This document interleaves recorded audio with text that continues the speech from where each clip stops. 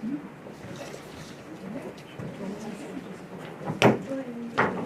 evening, everybody. Welcome to a regular meeting of the Select Board this Wednesday evening, May 20th, 2026 at 6 p.m. And we're here meeting in the meeting room at the Bethel Town Office. We do have a quorum this evening with a full board here.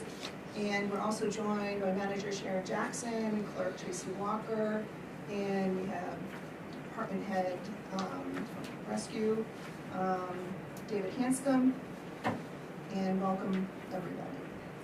Will you please join me in the flag salute? I pledge allegiance to the flag of the United States of America and to the republic for which it stands, one nation, under God, indivisible, with liberty and justice for all.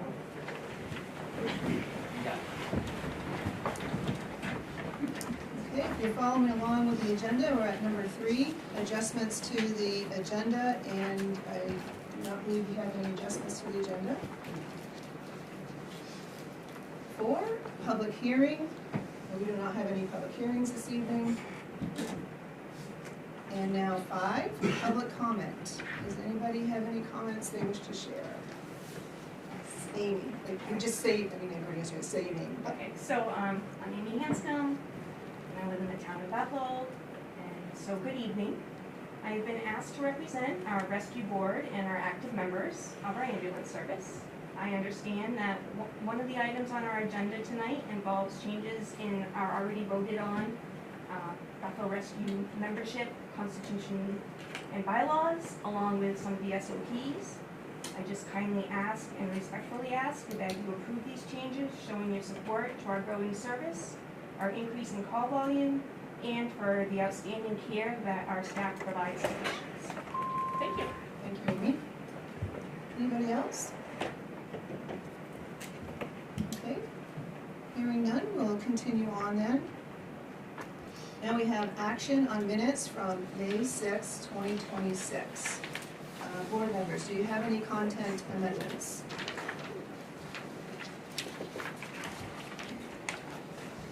I have one, and maybe folks can help me jog my memory. So item number F, item F, number 5F, motion to accept 11,000 in lieu of 2026 taxes from Google Academy. I believe we voted on that. Yes, I had the same, just to put the vote results. Yeah. Yeah. Yeah. And because I did want to look more into the future, but I didn't block a vote. No, it should have gone on there when I wanted to get it. All right. Thank you. Anything else? I just had one, and it was number 5. Sarah's had a motion to approve the March 4th, 2026 select board minutes. I think it was the April 15th.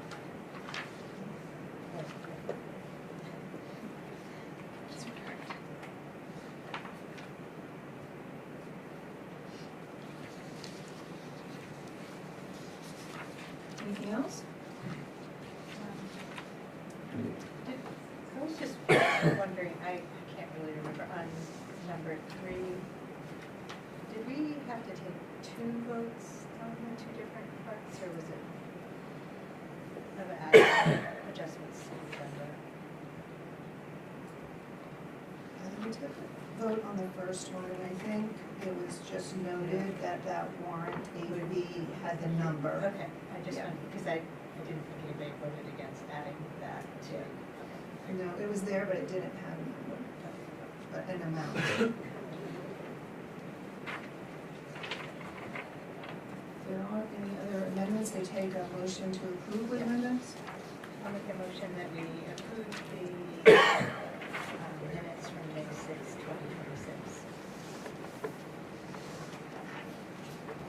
I'll second. Thank you. If there are no other questions or comments, all those in favor? I'll abstain. Okay, so the motion passes 4 with 1 abstention, Whitney, due to not being here at that meeting.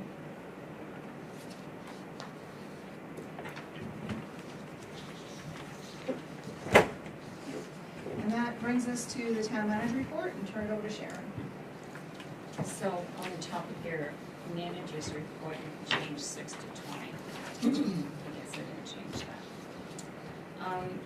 Meeting schedules for every month, the first Tuesday of the month at 6:30, the rec board meets, ORC meets the second and fourth Tuesday of the month. At 5:30, the airport meets the second Wednesday of the month. From 4 to 6 at the airport. There was no meeting this past week. The airport, the Conservation Commission meets the fourth Wednesday of the month at 4 p.m.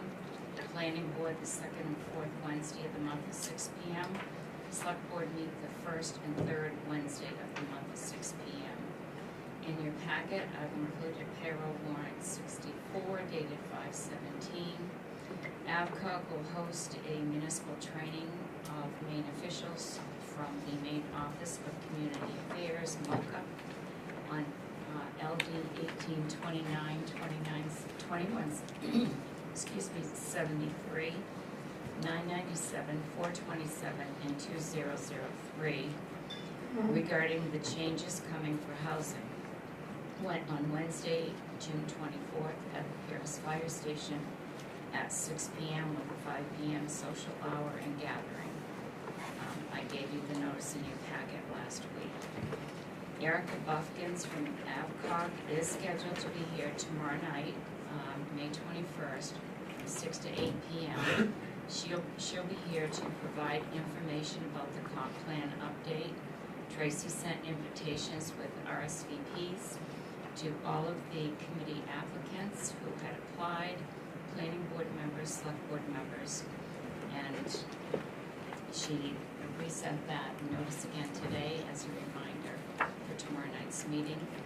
I did speak with Erica today. She has enough packets to hand out tomorrow night for everyone for her discussion.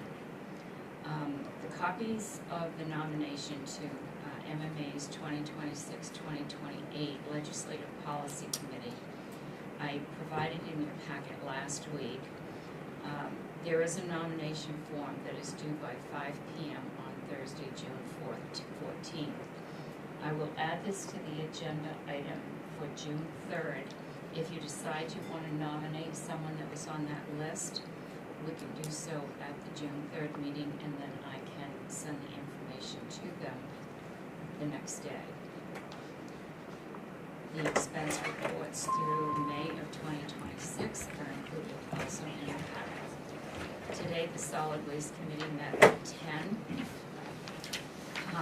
I did provide them with information on the Casella reports and Archie's reports, and I am here to do a brief overview of that. So the colored spreadsheet I gave you, it shows the Casella tonnage and cost for the town of Bethel and the town of Newbury. And this is through April of 2026. So as of the end of April, Casella picked up from dumpster and curbside pickup in the towns of Newbury and Bethel 2,097.57 tons for a cost of $251,708. Of that through the end of March, because the April invoice hasn't been broken down by Newbury and Bethel yet, it has cost Bethel $131,454, and tonnage was 1,095 tons. For Newbury, it represents 827.99 tons at a cost of $99,358, and we do bill and have billed Newbury for that $99,000 every month. The next report represents transfer station tonnage and cost. That is as of the end of April 2026. And each column represents the revenue that has come in for the counter fees, the tires, the metal, scale receipts, sticker receipts. from all three towns and what we have billed Newry and Hanover for. So from July to April, we billed Hanover for $28,521, for Newry, $196,034. As of the end of April, Bethel has received $16,795 just from its new revenue, and it's from sticker sales. The town of Newry has received $5,565, and I don't have the current updates, only through December for Hanover, and that was $2,099. What I really want to emphasize is the scale went in on March 4th, and from March 4th through the end of March, we took in new revenue for scale receipts, $5,644, and for the month of April, $10,098. That is revenue this town has never taken in before, and each of the three towns benefit from that. Bethel, after it's billed at the end of the month, Bethel receives 54% of that, Newry receives 40%, and Hanover receives 6%. So the estimated amount of revenue that we're anticipating coming in after a year of receipts from the scale is almost $300,000. So that is on the revenue, and I think we're on target for that estimate that we did. The other thing that we talked about today at the meeting was, this was one of the items discussed when we started doing the scales. We are allowing the contractors to dispose of their construction debris on a monthly basis, and we will bill them. We have 12 customers right now, contractors, and we will bill them at the end of every month for whatever they have disposed of. And the rest of the report.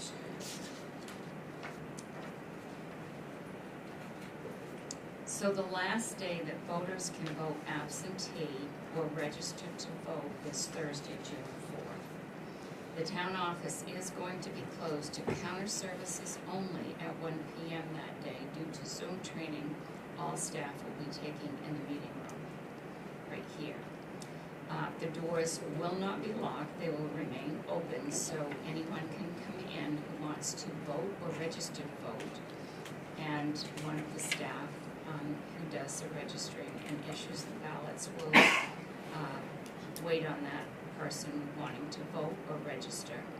The office will actually remain open until 7 that night because under state law, we're a town over 2,500.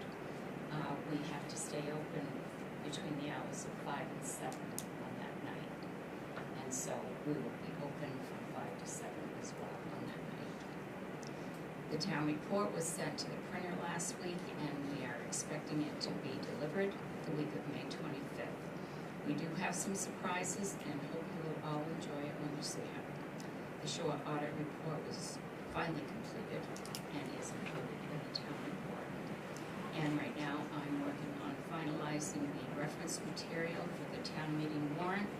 I did give you tonight your updated copies of the budget, and I have those same copies for the budget committee as well. And that's it, thank you. Thank you, Sharon. Any board members have any questions? Didn't Newry vote against doing the dumpsters and pickup? Yes, that's going to start July 1st. They're not going to continue with that service.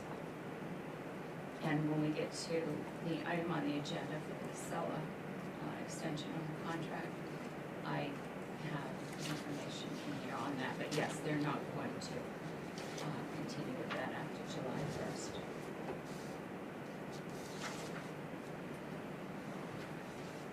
And just a comment with June 4th, again, that is the last day that Sharon mentioned for in-person absentee voting, also to register to vote, well, not to register to vote, but to get your absentee paperwork if you want to do it that way. And thank you for doing an audible. The note that we got was that the offices would be closed for that afternoon. Some of us were objected to that. So I'm glad to see there's an adjustment so voters can be accommodated.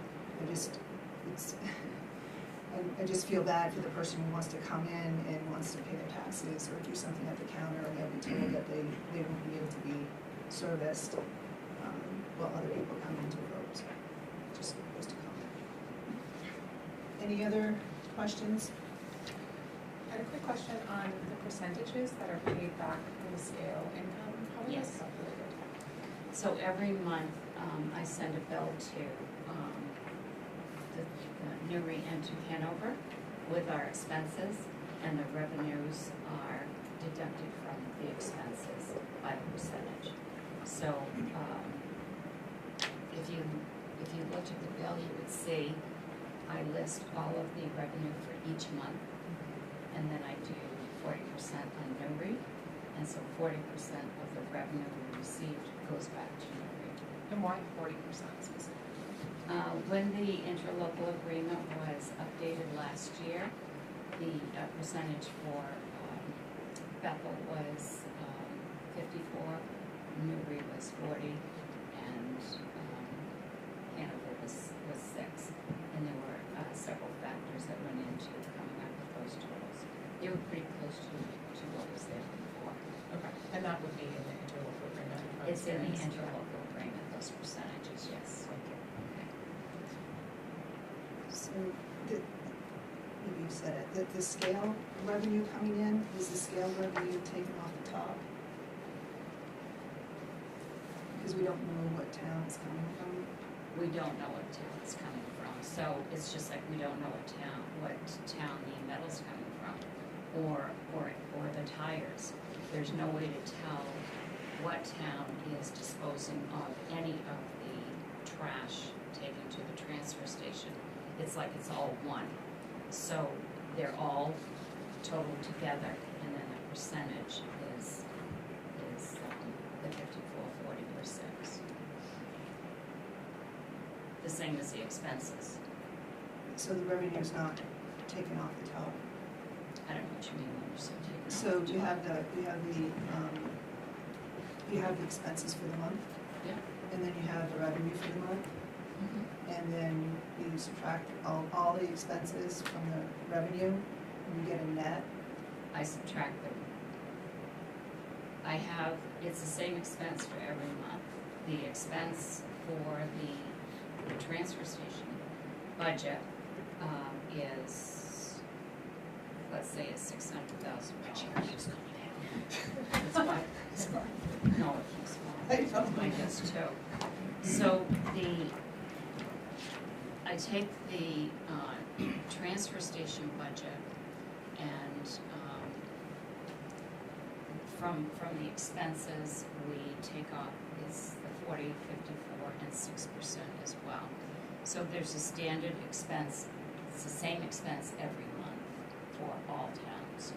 And then from that, I total up all of the revenues that come in for that month.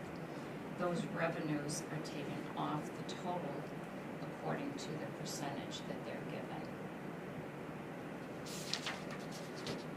That's the bill right there. So this is the expense, and 40% of the expense for Newry is this amount. So they have to pay $240,672 of this expense, and then we have the administration fee that Bethel charges them, and then it's divided by 12 months. So it's 12 equal payments of the same amount of the expenses, and then these are the accounts that you see on the spreadsheet, and so this represents the amount that came in for the fees of the counter tires, and then this is the total, so we do 40% of that. So this shows you that Newry is entitled to receive $7,300 in revenue, this is what they have to pay for expenses, so that's So, impacted. Does okay, that help? yeah, it helps. Like It's doing 40% of the revenue, well, for your example, 40% of the revenue, 40% of the expenses. Yes. And that's what's coming up, instead of taking it up right off the top and then doing the. Yeah. Okay. And is our expenses the same every month? Are there months that are? No, it's not done the same way it used to be done. It was a complicated system that didn't work.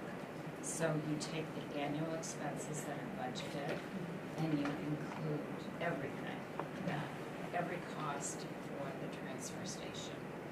And then you do the percentages by the 3 towns and you show what they pay on their bill.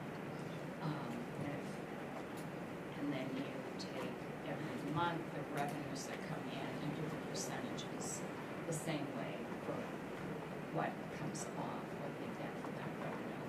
So if you look at your sheet, the last 2 columns, that shows you what the invoice was that we sent to each of those towns.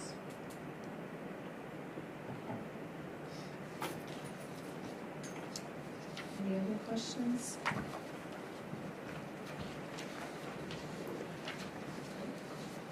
Thank you, Sharon. And move on. All right, we're at our business items, and we have 8A, action to approve the on-premise beer, wine, and spirits renewal application for the Sudbury Inn located at 151 Main Street. And you have the application in your packet. And I put it with that. Thank you very much.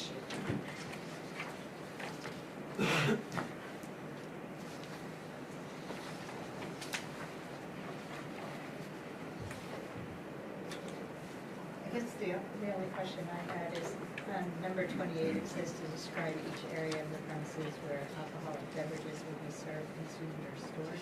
And again, I know if we're getting it, it's considered in good shape, but it seems like these are just floor plans and it's not super clear. I mean, I know where it's served because I've been there, but it doesn't seem like they're doing that step of marking on the floor plans where the alcohol is stored and stuff. And I think what they told us, and continue to tell us every time we call, is they look at the initial plan, and if there's been no change, then they pass it back for approval.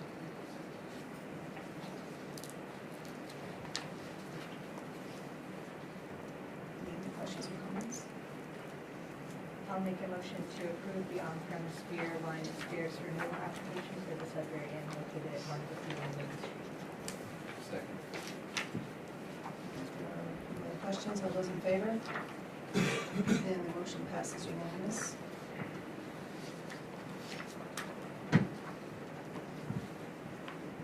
8B, action to approve the on-premise beer, wine, and spirits renewal application for the Sunday River Brewing Company located at 29 Sunday River Road. And you have that application in your packet, and yes, thank you for also putting the written request for waiver of a public hearing. I'll make a motion to approve the on-premise beer, wine, and spirits renewal application for the Sunday River Brewing Company located at 29 Sunday River Road. I'll second. Any questions? All those in favor? And the motion passes unanimous. 8C, action to approve the CMP application 10301222129 for pole location or underground location for new service at Vernon Street and Tyler Street. And you have that application in your packet. Scott is on vacation this week, but he did go to both the locations, and he made sure that everything was as they submitted here. Looks like it's CMP and Oxford Networks is gonna Yes. also do Yes. This is the first time we've done one since I've been on the board, so I was just wondering Is it just they don't happen very frequently because? Well, we have done a couple, I think, since I've been here. But they don't have, they're only for when a new pole is put up, so they're really not that often. I don't remember. Is there anything in particular we should be looking for Yeah. on this? I wasn't sure, like, this is my first time doing one, I wasn't sure if there was No, anything we should be what they looking do is, like, if there's new service in place and they have to put up a pole, they'll send us information, and then the public works director, and here it's Scott, he will go out and he'll just mark all the locations to make sure everything is the way it is on the application. If there's any questions, then he has the information here to call, and he did okay both of these.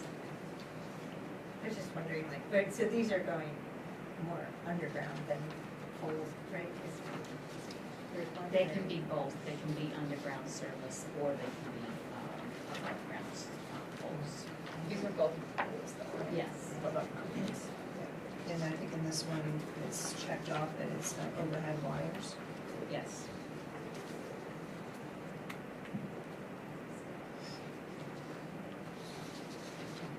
And they check like the visibility of, turning from one street to another is blocked, or, that's hard to tell. I don't know if that's checked in particular, but I've been here before when they've done this, and they have different people that do different stages of this come out to make sure that everything is accordingly, according to this. But I don't really know if there's any site visions that there is with road opening permits.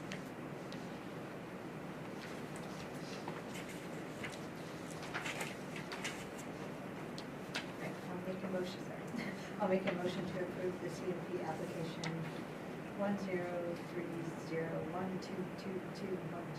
for pole location or underground location for new service at Vernon Street and Tyler. Second.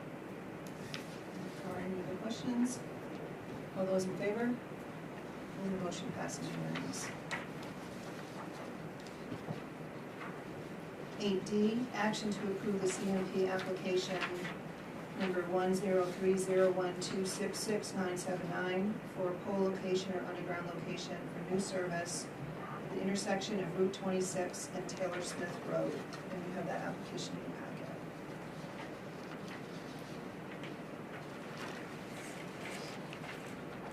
I'll make a motion to approve CMP application 10301266979 for pole location or underground location for new service at the intersection of Route 26 and Taylor Smith Road. Second. I did notice in this one, they also have, they're also relocating pole. Yeah, and that does happen too sometimes. Looks like there are only 2 poles on this one. So 3. I think they're moving one, that's why there's three. It said, yeah, moving 1, adding 2. Is that right?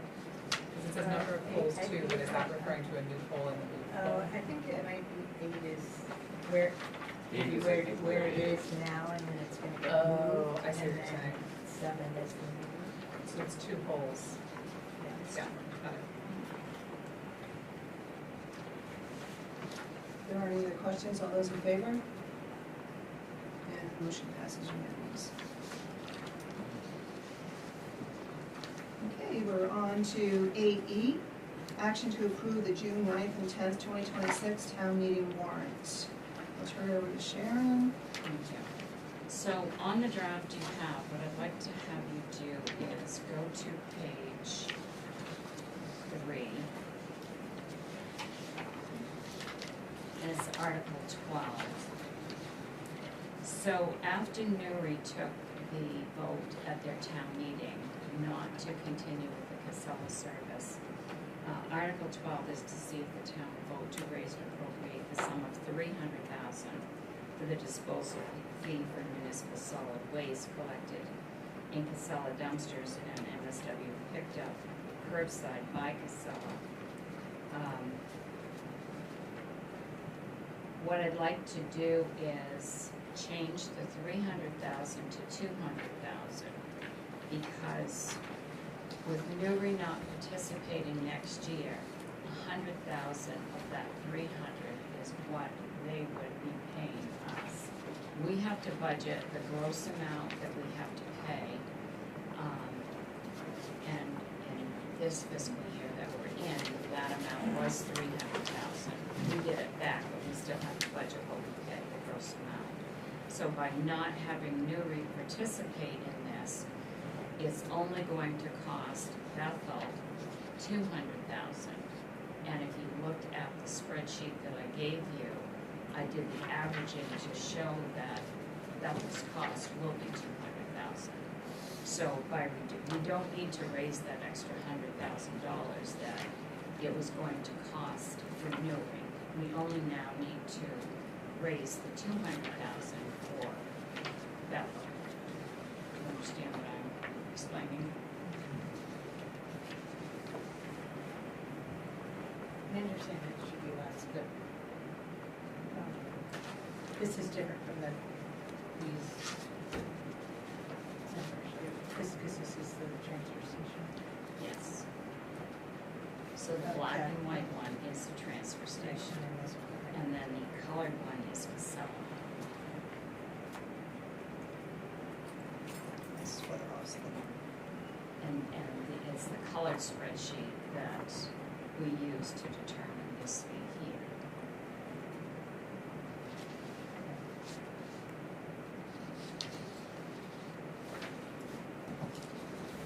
Do you follow me? Yeah. Okay. I do, yeah, I was just thinking if it makes sense, this is my first time through this budget process, so this doesn't make sense. I understand, but wondering if it makes sense for us to keep as is and include that additional context for the town in terms of their voting. I just don't know, redoing this vote without the budget committee, is that something that we can do, or? Michelle? Well, ideally, when we adjust anything, we have the budget committee for the impact of it. But also, at the end of the day, it's the select board that puts the warrant forward, it's their approval. This is a decrease, so. Because it would be over budget, then Right. we would, that would be. We appropriate it. The only thing I guess I would say would be is, do we need to do an adjustment in anticipated revenue? Because Yeah. we would be Right. expecting too much.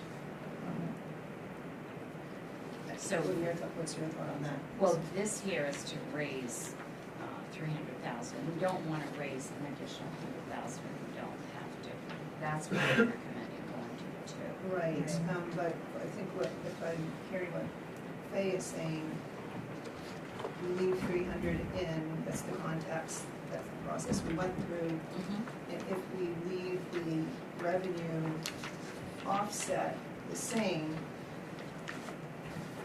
it comes out the same. We would change the revenue. So this way, if we change this to 200, with the new information that we have, I think we would have to do a slight adjustment on the anticipated revenue coming in Yes. for that.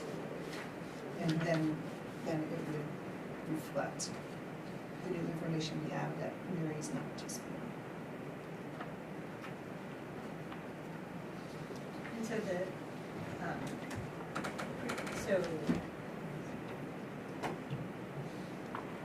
the 250, on this sheet, the 251,708, that's through, end of April? On this, the total cost for Newry and Bethel is 251,708. Yes, but what you want to look at is you want to look at Newry's column, which is in green. So as of the end of March, Newry's cost, Newry paid us $99,000, $358. Okay, so there's 3 more months Right. to be billed there. So if you look at ours, so far, it's 131,000. So look at my estimates in the blue. So I'm estimating that at the end of fiscal year '26, we're going to have taken, it's gonna have cost us 175,272. I have solid numbers from July through March. I have 3 months that I'm estimating based on what I've taken in the other months. So it should cost us 175,000 and change. However, in fiscal year '27, our tipping fee is going to go up from $120 a ton to $133 a ton. So the next line, I estimate the fiscal year '27 revenue. And that is not revenue expense. That would be 194,246. So I'm estimating $200,000 in expense for the dumpster and curbside because of the increase in $13 a ton extra. So it's a difference we're looking at possibly, costing us close to $20,000 more. So I know that it's going to cost us $200,000, not $300, because now we can take new resale. I'm just wondering if we should do a little more than 200? No, I'm comfortable. You're comfortable? Yes, yes. I mean, it's like, because that agreement said it could possibly go No, up, I'm so, very right. comfortable with Okay. this number All right, being great. really, yes. So Thank you. if we go to the estimated revenues, does that solid waste service fees include anticipated revenue that we would have gotten from Mary of approximately $100,000? Yes. So would we look to reduce this by? I would take that down by the 100,000, which is what I was going to do after we did Article 12. So that's Article 48 for those of you. So then what that does is it reduces the total estimated anticipated revenues in that column by 100,000.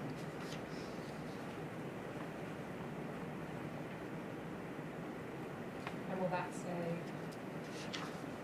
select board recommending approval? How will it be represented in the warrant? Just in terms of the budget committee not getting a chance to vote on that lower amount?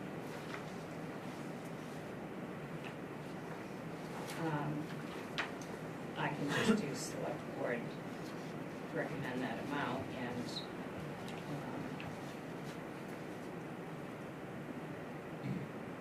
the budget, Do a verbal explanation yes, at the, when Yes. we're going through that. Just say the select board recommended this Yes. amount, the budget committee They- wasn't included because it came in after. Yeah. That makes sense. So we can do that. In the cheat sheet. yes. Well, actually more than a cheat sheet, actually explain it there. I mean, it's one half dozen other. You put 300, it's expenses, you're looking to raise taxes for 300,000, but we have a revenue offset. So the revenue offset, if you left it at 275, would be the same thing. And it's the net there, that the taxes are based on. So it's whatever you feel comfortable. So, to answer your question too, Andy, that would be explained in the reference material that I put together. And then if anybody wants verbal explanation, I can do that as well. So there was that, and then of course there was Article 48. Those were the only two changes that I was looking to make. So, do you have any questions about anything else?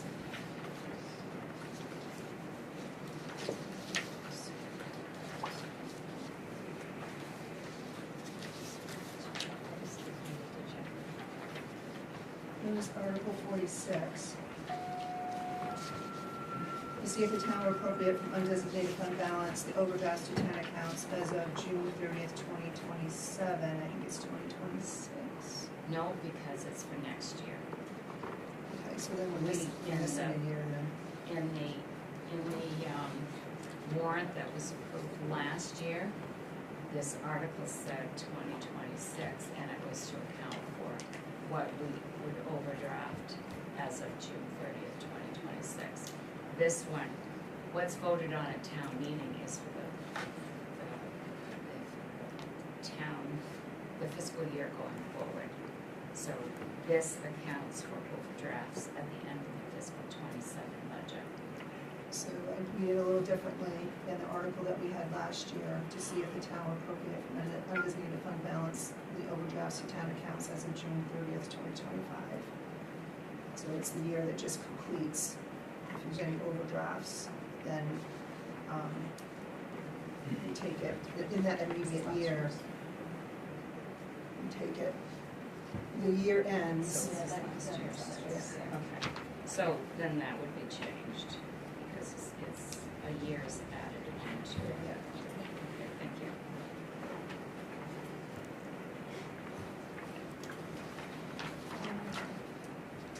I think there, in Article 43, there's just a, like, I think an extra comma. So to see if the town will vote to authorize the select board to spend unexpended, and there's a comma, fiscal year.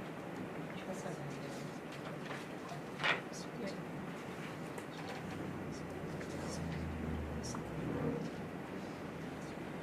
Taking the comma after unexpended. Yeah, and then I think it should be fiscal year 2027 and any other previous years.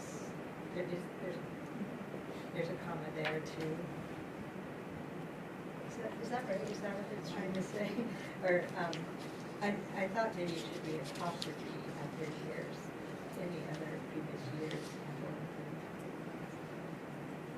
And there's a period after funds too. I think we have the same situation here, that it's, when we come to the end of fiscal year 2026, if there's any unexpended road funds, then they can be put towards the road improvement list. So I think we're in the same situation there, that it would be fiscal year 2026.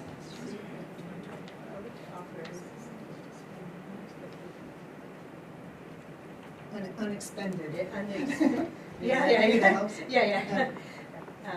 Yeah, right, 2026, that makes more sense. And any other previous years, I still think there should be a comma there. Shouldn't it be years Plural. apostrophe? Yeah, years plural with apostrophe, like.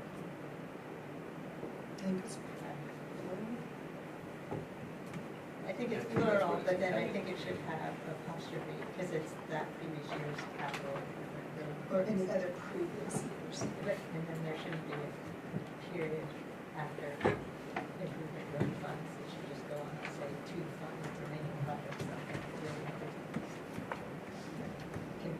It's just. Mine is a comma. Mine's a comma too. So I'll put that through word check and Yeah. I'll add it written according to word check. And then that's, we'll have 2026 there. Yes. 2027. Above that, Article 40, see if the town will vote to establish a rate of increase at 3%. Last year it was at 3.5%. That changes based on the main revenue service interest that they set. Last year, the interest rate was at 7.5%. This year it is at 7%. That means you can't charge, that means what the main revenue service recommends, that taxes that are late are assessed at 7% or whatever. So this year it is 7%. And then for this statute, 506A, that'll also be in my reference material, it shows that this rate has to be subtracted by 4 so that's why that changes, because the interest rate was different last year than this year.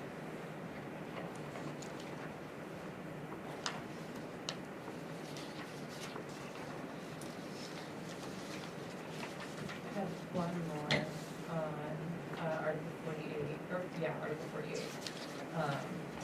The second column, I believe both columns should say estimated 2027. And the second column says Oh, yeah, estimated yeah. 2026. That's what Thank you. And then one other question on here was we have 13,000 in miscellaneous revenue. I didn't see that in the last budget. I was curious what. That's a combination of miscellaneous revenue that can come in any category. So when you list all of your revenues, like they're listed here as estimates, I don't list anything that has come in under $1,000, because you could have a whole page of $2, $100. So I listed everything that was in the revenue that was 1,000 and over. And then that 13,000 is a combination of, $6 and something or whatever, and to come up with that number. That's not the same number in revenue that is used on the taxes accumulated in September. That will be a different, this number will not be the same number, it will be a different number, because this is estimated, this is an estimate only, and it's based on what we've actually taken in as of the end of, right now, we're in May, so it says at the end of April, estimating what might come in from May and June. And so when we commit the taxes in September, we know exactly then what has come in as of the end of June, and that is the number that I will go by. Right now, I'm expecting to use 2.2 in estimated revenues for the mill rate.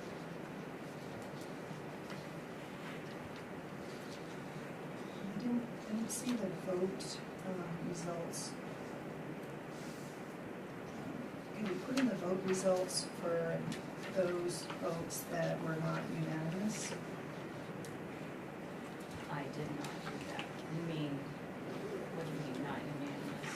I mean, if it's unanimous, just leave it as it is, but if the select board, Oh, if it was like 3 to 2? yeah, 3-2, or the budget was whatever, 1-9, or I don't think we did that last year. No, I thought we did, and I looked it up, and then I noticed we didn't. No, So- it's usually put in as the unanimous vote of the select board or the budget committee. It doesn't say 4-1 or 3-2 or whatever. we've done it in the past, but this does not mean a unanimous vote Yeah. here. It just means that it is more votes than the other. Yeah, right. So, I don't want to mislead the public. Which one are you putting in? For any of them, there's the police, there's the library, there was the administrative budget, that I'm just going from recollection. A lot of them are. There were several of them that were not unanimous. Well, we did reflect that, I think, in the police department budget. It shows that.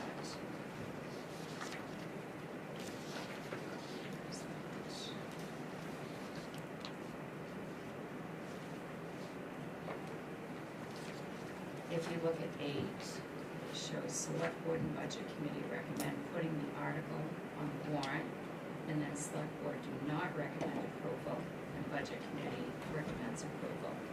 I think what Michelle just wants is that, like I found that when it was 3-2, if I recall correctly, and then the budget committee was 4-7. But the reality, as I understand that, is even though it's 3-2, even if you vote in the negative and not the affirmative, you're supposed to support the vote of the board, because you're not 1, you're 5, or in the case of the budget committee, they're 9. So even though you vote against something, you're supposed to be part of, the approval part of that. I understand what you're saying. I just don't wanna mislead the public that all of these were unanimous either way. I think it's a benefit, we've had it in the past, so.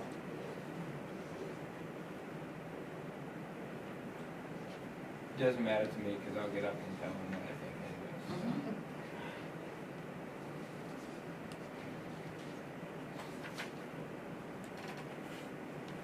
Something to think about for next year. Right, and I'm not afraid to get up and say how I voted either.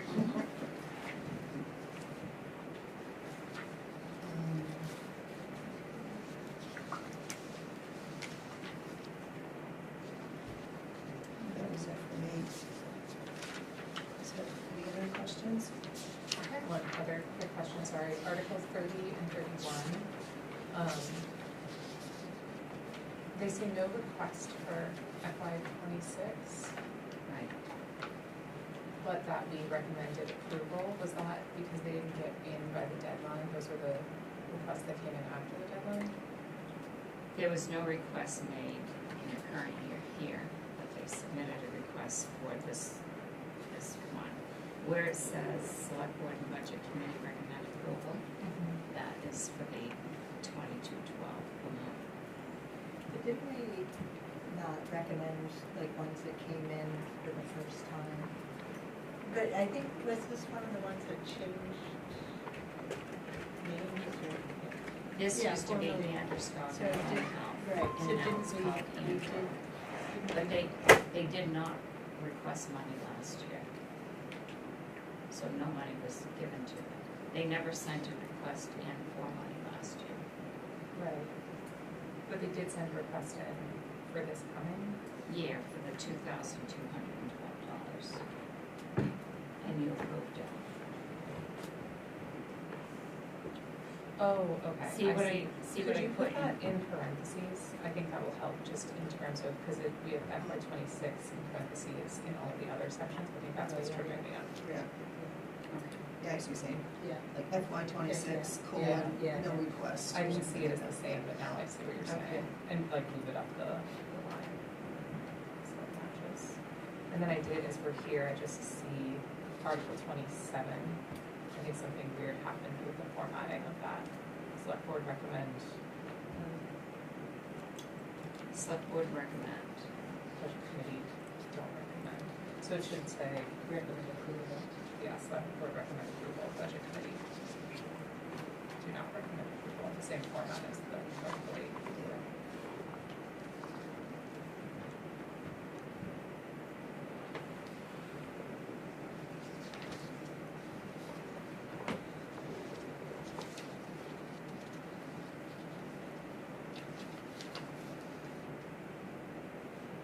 Did you say 30 and 31? Yeah, 30 and 31 with parentheses. Yeah.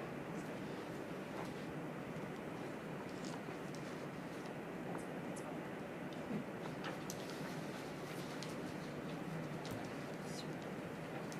So good. Used to be. I don't know, I had something circled, I just want to double check. It was Article 21, I had the number circled, but I don't know why. I didn't find it, so maybe just want to double check that number. Is that the right number?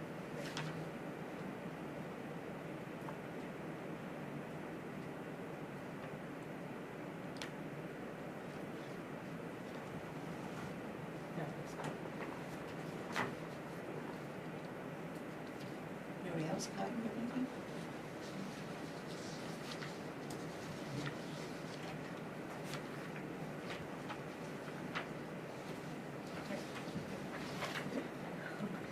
Make a motion to approve the June 9th and 10th, 2026 town meeting warrant. With corrections. Second. If there are any other comments, questions? If you just have a comment, I'll be voting no, because of the way the administrative department budget has been put forward. It willingly and knowingly violating our ordinance, and that's not something I wish to go along with. And there's really no reason, there's no emergency, there's no public health, no public safety issues. FYI. No other comments or questions? All those in favor? All those opposed? Then the motion passes 4-1.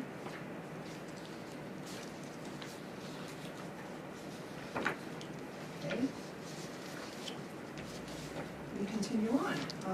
8F, update from Dave Hanscom, Rescue Chief, on the SOPP and the VAERS agreement, and action to approve revised SOPP for Bethel Emergency Ambulance and Rescue Service. Good evening. So I guess a little background. A short 33 years ago when I joined the ambulance service, the service was probably doing a touch under 300 calls in a fiscal year.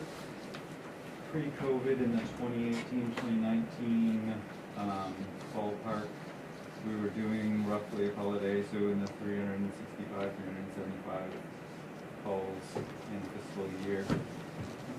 In the last fiscal year, we did a touch over 600 calls in the fiscal year, and so year to date in the current fiscal year, we're over 530 calls. So even in just the time since pre-COVID, the call volume for the ambulance service has increased greatly. At the same time, we've seen strains on various aspects of the healthcare world, including emergency services. Some of that came with personnel becoming fatigued through the COVID period. Some of it came through legislation requiring mandated vaccinations and various other things. And the job is not always glamorous or the most revenues providing course for people to take. So the state, the nation has seen a lot of strain put on the system, and our small community has seen some of that through increased call volume, increased regulations that we have to meet and whatnot. So fast forward to 2 years ago, the staff of the ambulance service, probably more than myself, recognized the extra administrative time that the job takes to get done. And at that time, unbeknownst to me, the crew wrote a very kind letter of support, and the select board and budget committee at that time approved a budget recommendation to the town, and the town voted on that at town meeting for a full-time position, recognizing the added administrative tasks and what the job really requires. So this year, the ask and the budget committee and select board have supported it thus far, was to once again support the full-time position, recognizing the administrative duties that are required, including a lot of meeting of regulations.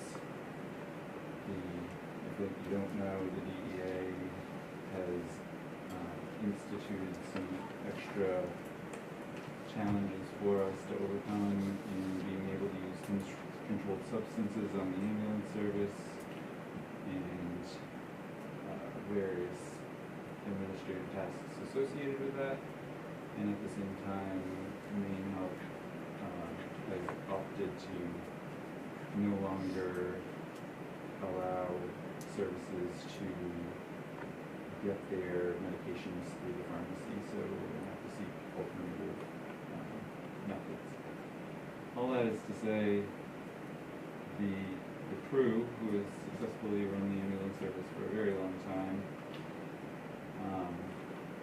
has met and talked about, and the board of the ambulance crew came up with recommended changes to our constitution and bylaws to support the budget that is being put forth in allowing a full-time position. And the board voted unanimously in favor of those changes. And then subsequently, the membership met and also voted unanimously in favor of those changes.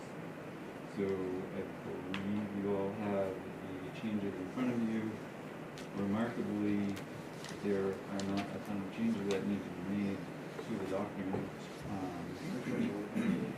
So it's our constitution bylaws. So it's going to probably look like this on the front.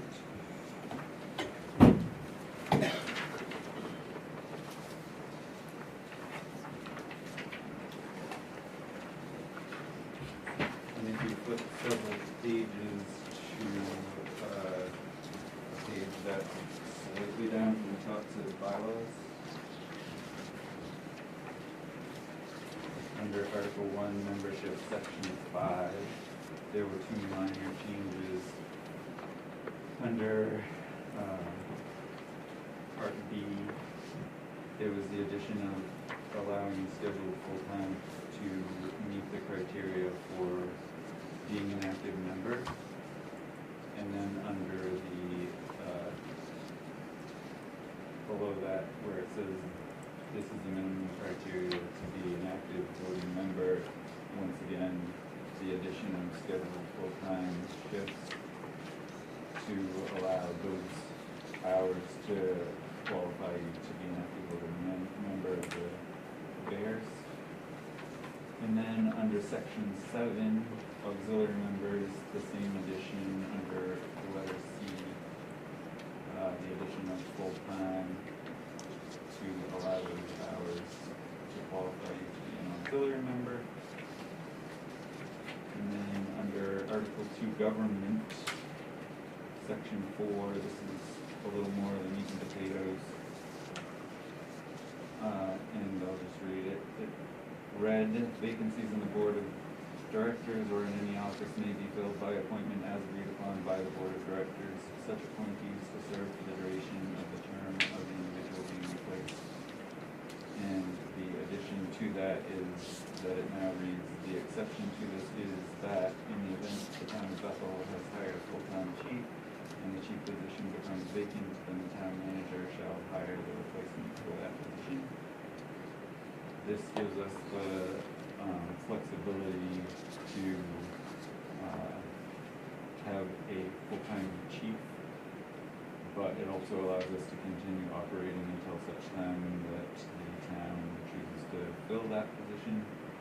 So the reason that it's worded this way is to allow us either or, and that way we're not stuck in one shoot or the other in this period of transition.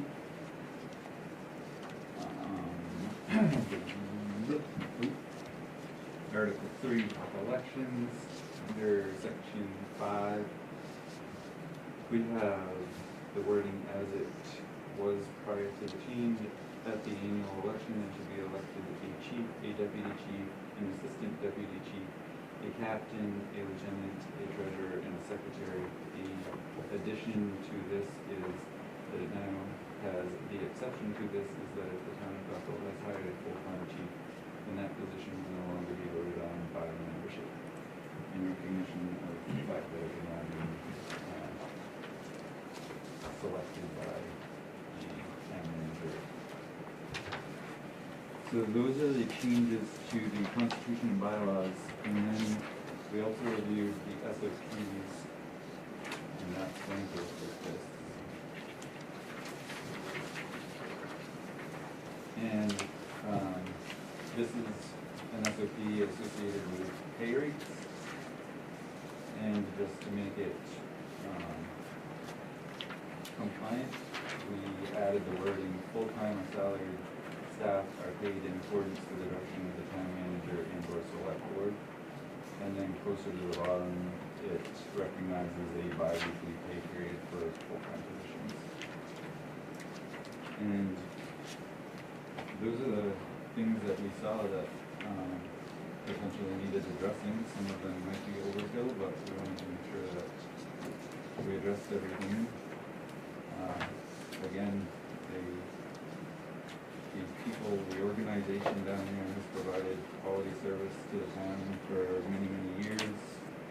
And they have reviewed these changes and feel that these are appropriate at this time. Happy to answer questions. So I'll add on to what Dave has said.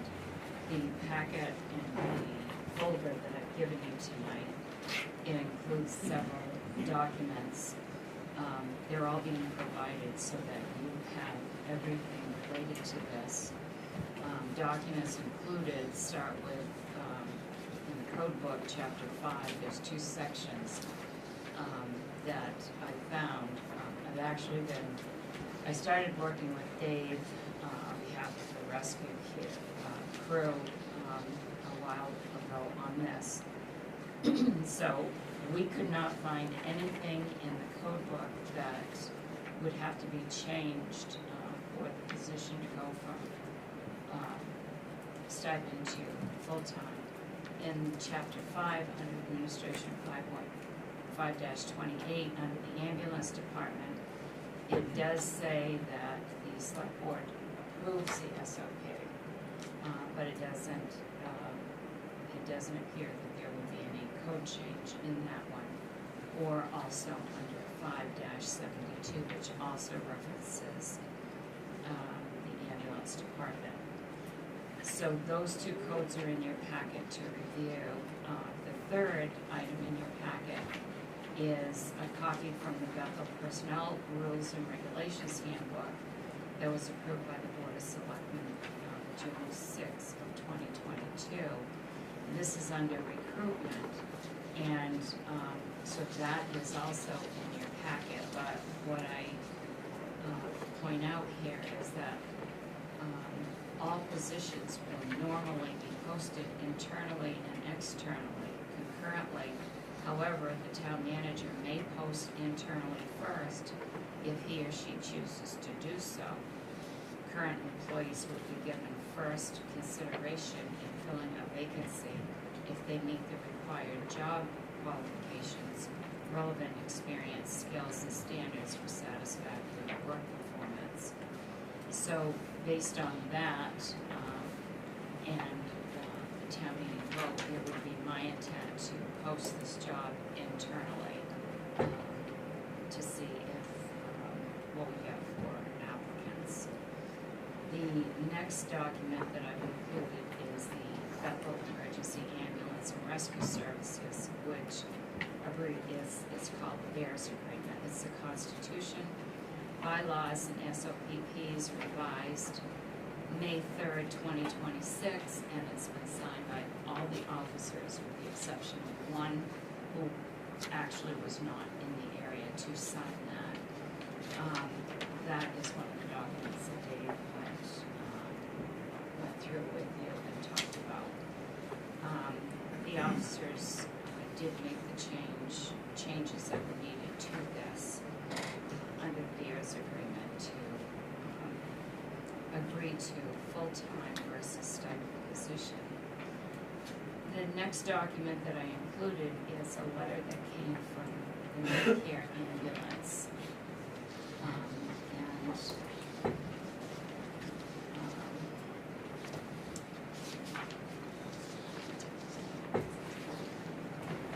Alberta Bloom Hall wrote this letter from Medicare in support of Bethel having a full-time position for rescue, and also supporting Dave Hanscom as being the chief. And it's quite highly, it's a really good recommendation from her. The next 2 documents, one was, they were signed by the Bethel rescue staff, one in 2024. The other one was just recently signed in April of 2026 by the Bethel rescue staff, supporting the changes that Dave just talked about to the agreements, the SOPs that we have, and also supporting the full-time position, and pending the budget being approved, they support Dave in this position, so we wanted you all to have that as well. And then I included the entire SOPP, starting with the table of contents. I am going to take a position on this because as manager, I have to be very cognizant of my departments and the staffing that is needed in the departments. And I really feel, I have since almost coming here, that the Bethel Rescue is not staffed the way it needs to be staffed. The calls that continue to increase with this department, I believe it would be in the best interest of Bethel Rescue that there is a full-time chief here. In every budget I have done since I've been here, I look at the statistics on the number of calls that they go to, and it doesn't decrease, it continues to increase every year. This isn't the first town I've been in that has had a rescue unit, and this is as busy or even busier than towns that I've worked in that are larger. So I really believe that it's important, and 2 years ago, the budget was approved for a full-time position. And I know that after that approval happened, there were agreements that needed to be changed, and that never happened, which is why jumping on this prior to town meeting to make sure that there are agreements that needed to be changed were changed going into town meeting. Does anybody have any questions while Dane's here? The only thing I was wondering is, and I don't know if it's even necessary, is definitions. There's no definitions that I noted in here. And I don't know if that's an issue or not, just where we're talking about chief, deputy chief, and full-time. And I guess what I'm wondering is, should we define full-time versus not, so that there's no, Yeah, That's a good point. and all that goes in the job description too. Well, and it would. And it would, and these are, there's policies and stuff and I that we guess, want it to match, yeah. that's what I'm wondering, if this policy should have a definition of full-time, because it's now being referenced in here. And maybe the answer is no, maybe it's not necessary, I don't know. And I don't know that. There is a job description for this position as full-time. That was actually established in 2025. We went through this, so we do have a job description of what this job here entails. So I want to thank you for putting this together. This is like the first time, at least for me, when I've been a select person seeing any of this stuff, so I'm very appreciative of you putting it together. And there's no doubt that you've got great support from the crew and even the town. I mean, you guys deal with citizens and visitors on sometimes their worst day, and you guys do a great job of it. And there's no doubt about that. For me, I'm glad to have this information. We just got it tonight. Very appreciative of it again, and I would like to take it and review it some more and bring it back and have a discussion when we have an opportunity to review it. Do we have a timeline on it? Like what would need to happen before town meeting in order for this to go through?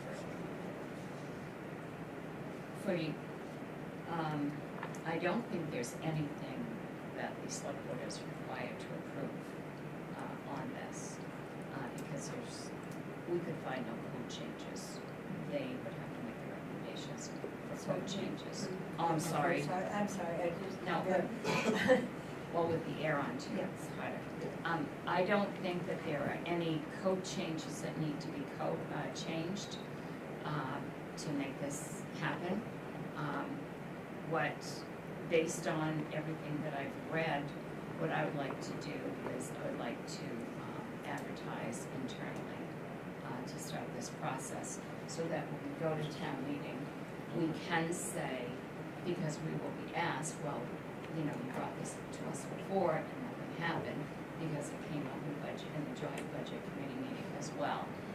I'd like to have everything in place to tell the voters that, yes, the membership has made the changes that are needed to be made by them, their department, and that we would be ready to hire a full-time position in July, after we post internally. And I would like to be able to bring that to this board on June 17th for that formal vote. I would like to have a recommendation on hire. So should we look to vote on this on June On third? June 3rd. I mean, I understand it probably doesn't really have to be done before Yeah. the town warrant, because the warrant's gonna go forward. Right. Right, the one It goes will. forward, and it Anyway. was even discussion with the budget committee, again, acknowledging that some of this work that we're looking at, and I'm just not so sure that we don't have to do a code change. I mean, the whole intent with the fire department and with rescue and the code is that it's a volunteer organization, that was kind of the intent of it. And now we're changing it, so I would wanna make sure that everything is copacetic. And even at the budget committee meeting, there was acknowledgement, oh yeah, okay, great, we want to start it on July 1st, but there was a possibility that it couldn't. And, but eventually it would look to be done. So, for me, I would just want to make sure everything is properly set up. And again, it's, no disrespect to anybody, but it's kind of a little bit disrespectful for us that we just got this tonight. And again, I love that we have it, whether it's June 3rd, 17th, or July 15th. I'd like to see it on the third, June 3rd. So what would we be voting on? I think Then just the accept it? SOPs. Well, Yes. you know, so the SOP, you know, we haven't done the SOP in a while. They do have their, you know, recommended changes with their constitution and such. By code, that was usually voted on. Yes. What's that? By code, does the constitution and bylaws No. get voted on? The SOP. Just So, the SOP, There's and one yes, SOP change being And- suggested here. the only change that would need to be, what I had on here was to approve the SOP, and that's the one that you highlighted. That is what we would put on June 3rd to be approved. And usually I will give you something, one meeting and then the following meeting, vote on it. Because you've had Right, 2 weeks right, to and study same, I it. mean, we have the airport SOP, right, that we had, you know, we've had that on our hands for a while, so we just got this tonight. We can put it on the agenda, for June 3rd, and definitely have a discussion, and, we can take action on it if we would like. Just like the opportunity to make sure that everything is covered. Agree? I just wanted to also address one thing, since you brought up definitions and the term volunteer is being kicked around, and neither of your departments are volunteers. A volunteer is somebody who is uncompensated, and both departments are compensated. Correct. It's 100% They're correct. all part-time. Yeah, they're no longer volunteers, actually. We work under the town, like we report to the chiefs of both of those departments report to the town manager. We're responsible to the town manager for a budget that is approved through the town budget process. It also provides for the independent nature of both the firefighters and for rescue, to be able to have their own nonprofits, but your nonprofit, I think, is under the town. I don't know if you have your own number for a nonprofit or not, but They're not Um, under the town. do you have your own nonprofit number? We don't hear any question. But they're not under the town? No, and neither is fire. Right, I know fire is. Oh, yeah, Yeah. Yeah, it's just, you know, respecting the independent nature of it. And then what does it mean when it comes in to be, you know, the hiring, through the regular, I guess, hiring process, as the rest of the departments, go through. And, you know, what does it mean for the other stipend positions now that it's brought into the town, fully into the town? You know, is there any reflection onto the other stipend positions? All of those positions are paid through the town now. Yeah. We're not changing the organizational structure of the chief being in charge of the service. So, while the chief would now be hired by the town manager versus voted on by the membership, there are really no other changes to the staff. The staff is still going to work for the rest of their board.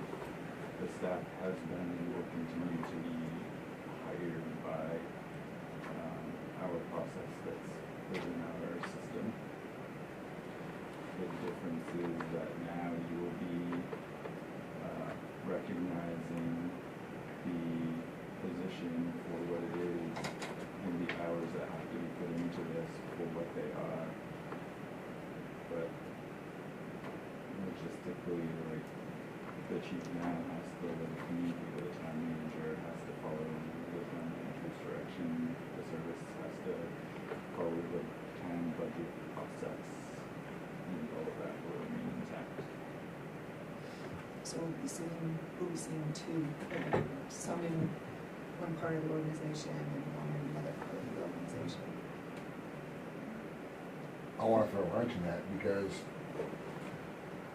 where I'm a full-time public works employee, why is my volunteer job paying Main State Retirement?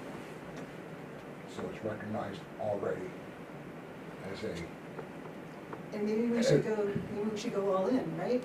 Maybe it should be everybody, you know, the other stipend positions, maybe they should be put in and under the, I don't think we're ready for that, Michelle, I really don't. well, this is part of a greater conversation that I No, wish I to know. have at Right. some point. Just bring it all in. Why don't we just bring it all in? And then there would be the recognition of the employee as, you know, not through the stipend type of position, Right. but through the regular employment. And that's part of the discussions that I had always hoped to have. It just never happened, you know, and you know, and maybe they can happen again in the future. And again, I think we're looking at putting this on the agenda for June 3rd. See what we would like to do with this, and thank you, because I appreciate being able to look at this. And I really don't appreciate getting something on the same night where asked to ask on, and that's just for anybody. That's just normal respect, so. Did you have any other comments? I would just say, that could be said both ways. So 2 years ago, the town spoke very clearly on what their wishes were. The funding was in place, and there were people who could have that for and did not. And those same people made the commitment that they would hold meetings with the parties involved to move that forward. And the only meeting that we were invited to discuss that, at the beginning of that meeting, we were told that it was a board meeting and not a meeting that we could speak freely at, and that doesn't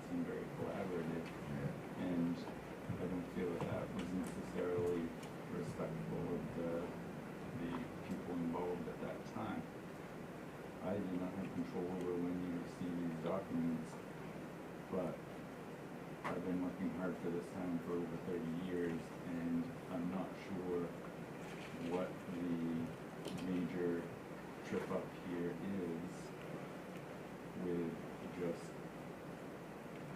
I'll be completely honest with you, I'm taking a major pay cut if I come here to do this job full time. But I care about this department, I care about this town. I've been a resident since I was born here, and this is important to me. And I've seen what has been happening to other small services around the state. And I think Pete, as the people who represent the taxpayers here and represent the community, should really be going hard, because we're trying to tell you what we feel is needed, and I think we're in the best position to know what that is. Like, we're the ones out there doing the work, and we haven't, in my opinion, been needy of a lot of oversight, or we haven't had any crazy asks. We just want to be able to stay compliant and do our job. Thank you for those comments. I don't think, again, there's any doubt of your commitment, any of your commitment to this town. And you are putting something forward that you believe is the best. My disappointment on my end is with the board that we didn't have those collaborative conversations to look and see is, and not that I'm suggesting down any of these roads, but, you know, Medicare has a huge impact on your operations. And okay, so they don't have a huge impact. But, you know, there's, you know, is there conversations to have to combine fire and rescue? And again, I don't think that that's not something that I'm looking to do, but there's some greater conversations to try and have. And those never happened. And yes, didn't go to the full-time position because we thought we had to change some codes. And there's been other things, right? 2 years ago, we had to put in, you know, transitioning from interim town manager to a full-time town manager, and we didn't do that transition, right? We had a special town meeting in the fall to purchase some land around the building here, and that hasn't happened yet. But I understand where you're coming from, and this does, you know, provided everything happens at town meeting, which I don't foresee that it wouldn't be approved. Everybody supports and is willing to spend the money for rescue, that we just methodically go through our steps to make sure everything is covered. So thank you. If I could, one quick thing. I think that it's very clear that the support for this position is here. And I think that there are long-term conversations that should be had. I don't see the need for those conversations holding up this decision. Right, and that's what I said. I just want to see it, nor do I see it have to be ready to go on July 1st. If it's July 15th or July 30th, okay, I just would like to see it methodically done on it. I agree. I do think that we should hold some urgency around it, because we've been told over and over again that this is what the people want, this is what we need, so. Oh, yeah, for sure. I'll just take some quick comments. Amy? I guess I just don't understand.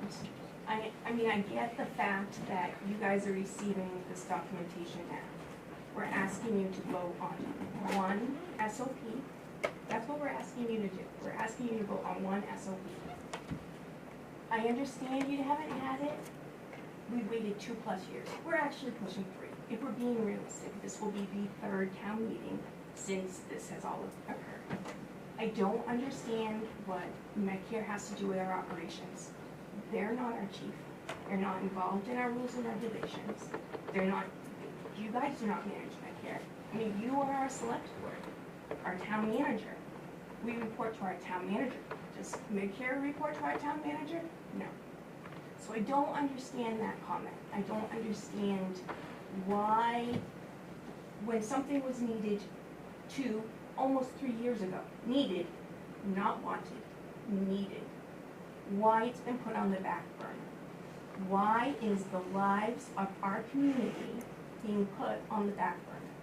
There aren't many things, in my opinion, that are more important than life, limb, and property. So I realize that we're using excuses for the reason why things haven't been occurring. But when are those excuses going to stop? This is our rescue service. This is our health care. I think we've put a path forward to work on this and put it forward, so, I will say, I don't think that this will hold things up. yeah. I don't, this particular vote, at least, ours, I don't think will hold it up, especially if we do it on June 3rd. I guess, that's the only thing, but I agree with everything else, like, this was something that when I ran for selectman a year ago, that was brought to my attention as an issue that needed to be taken care of. It's taken a year, so, yeah, we need to move on it. That's, In a responsible way, which I think we are, and really appreciate you putting together all the information. I'll take another quick comment. I just want to put into perspective, like, kind of bouncing off what Amy said, this is not like a want. This is a need. And I think that Dave has compensated, and our assistant chief and deputy chief have compensated this position not being in place. But when it's 2 in the afternoon and Dave is working his full-time job and we need to have a conversation with the chief and that conversation cannot be had, like, it's people's lives. And this is something that we were told years ago that was gonna be implemented. And like I said, Dave and Amy and Randy and the rest of our board have compensated this well past what they should have had to do. Dave puts in hundreds of hours that are unseen. And this, like, it's getting to a point where it's like, this compensation needs to stop. Like, we need this position. As a rescue service, we need this guidance. Like, yeah. Thank you for your comments. Yeah. Again, there's no doubt of the dedication you guys all put in. Beth is very lucky to have this service. Okay, Sharon, you have Can I anything? just say one more thing? So on the agenda, yes, I provided this entire package to you tonight, but everything in here is really not relevant to the one question on here is to vote to approve the revised SOP. I provided, and I got the majority of this information from the rescue department, so that you could have it for backup to review. But there's one SOP that was presented, and Dave explained it, to change the members, the status of the full-time chiefs. So that's what I was asking for to be voted on tonight, was that one document, not anything else in this package, just that one document. And I think that is what they're asking for too. It does, I mean, I do feel like it, and the language even says, in the event the town has hired a full-time chief, so it's not even, like, even if we don't, like, this Nancy can explained stay, that was on you can purpose. this can stay as is, so it's not like, I think, I feel like it's not too much to ask to vote on this. Thank you, sir. I'm okay either way, but I have an advantage being Yeah. more intimately Yeah. familiar with these things, Yeah. so. I mean, I haven't ever, I would, I guess, say June 3rd would be great, so that we do it before town meeting, but I don't know, I think it's written so that it's not really changing anything that would. I would just like to have a chance to read it. I'm sure it's gonna be fine. I would just like to read it. So can we commit to voting on this June 3rd? Well, June 3rd, we anticipate having it on there, it would be discussion and to take action. So it would be whatever action you would take. Is that, I mean, does that hold up? If that's a commitment instead of a what if, absolutely. I will Well, make, it's I will put make a on- can I make a motion that we put it on the? Yeah, Yes, please. We've decided to put it on the agenda. I will make a motion that we put a vote on the SOP on the June 3rd agenda. Discussion and to take action. Yeah, just like we've. I'll second that. Thank you. All right, if there are any other questions on that one, all those in favor? And and the motion passes unanimous to have it as a item on the next agenda, June 3rd. Thank you.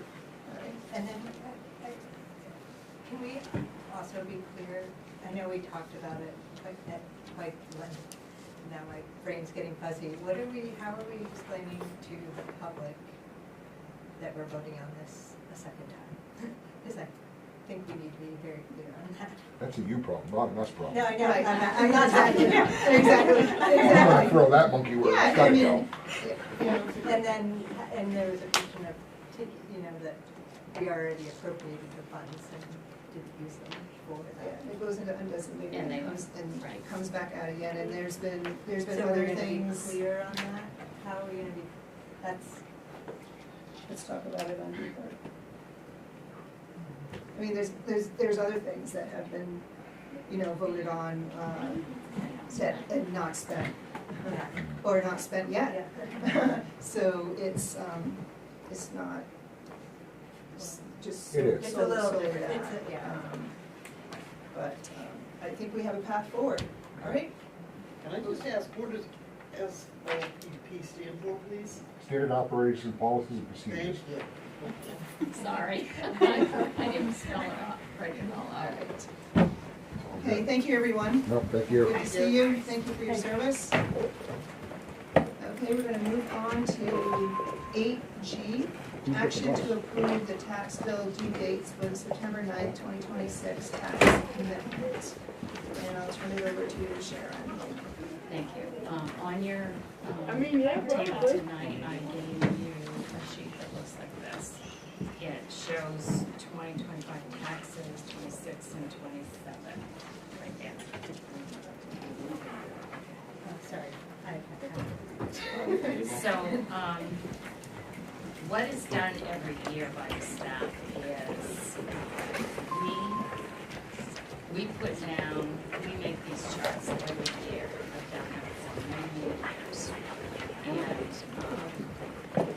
And this shows the 25, 26, and 27. Yeah, Sharon, I'm sorry. we have it down, This one right here.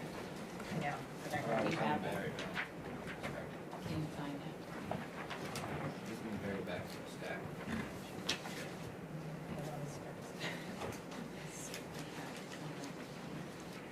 Tracy, do you have, did I give you one of those? I just can't hear how they remember that one.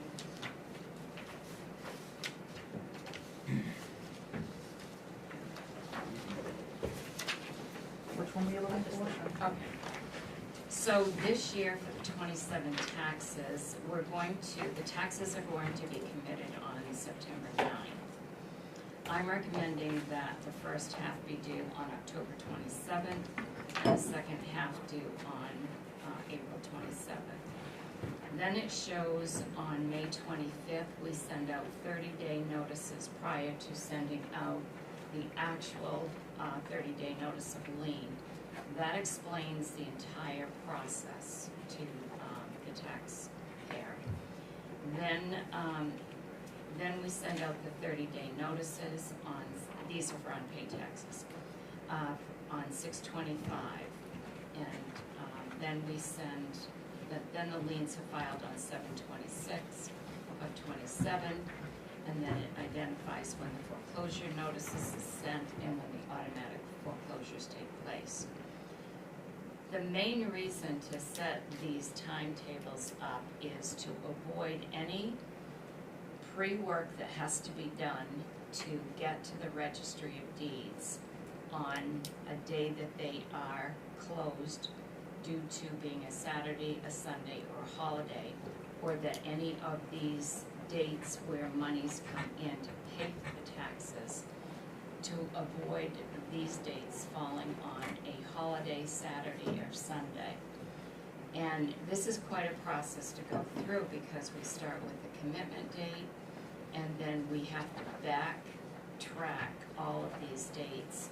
So in 27, none of these dates fall on a holiday or a Saturday or a Sunday.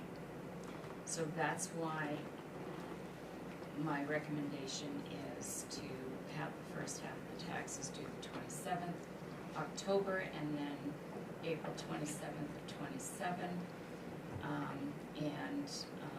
When the taxes are committed on September 9th, we upload all of that information to our tax billing company who processes the tax bills. They have the samples, the drafts back to us within the end of the day, and then we approve them, and then the tax bills are out in the mail, usually within 10 days. That is what we're told. And so the taxpayers will have the tax bills at least a month in advance of them being due. So I know that there was some discussion on, and I'm sure Michelle will talk on that, and the taxes being due on November 1st. I know that in some years here, what Bethel did was they had the tax due date on October 1st, and interest didn't start accumulating until November 1st. Here, interest starts the very next day. If you say your interest doesn't start for 30 days, there's no incentive to pay those taxes on the due date. And this money here is used to pay the fiscal year 2027 budget. Our taxes to the county, $1.2 million, are due September 1st. So we have to bring our tax money in a timely fashion so that we can pay these bills. And if we have to pay $1.2 million, that's one example, to the county on September 1st, we need that money to start coming in as soon as possible after we commit the taxes.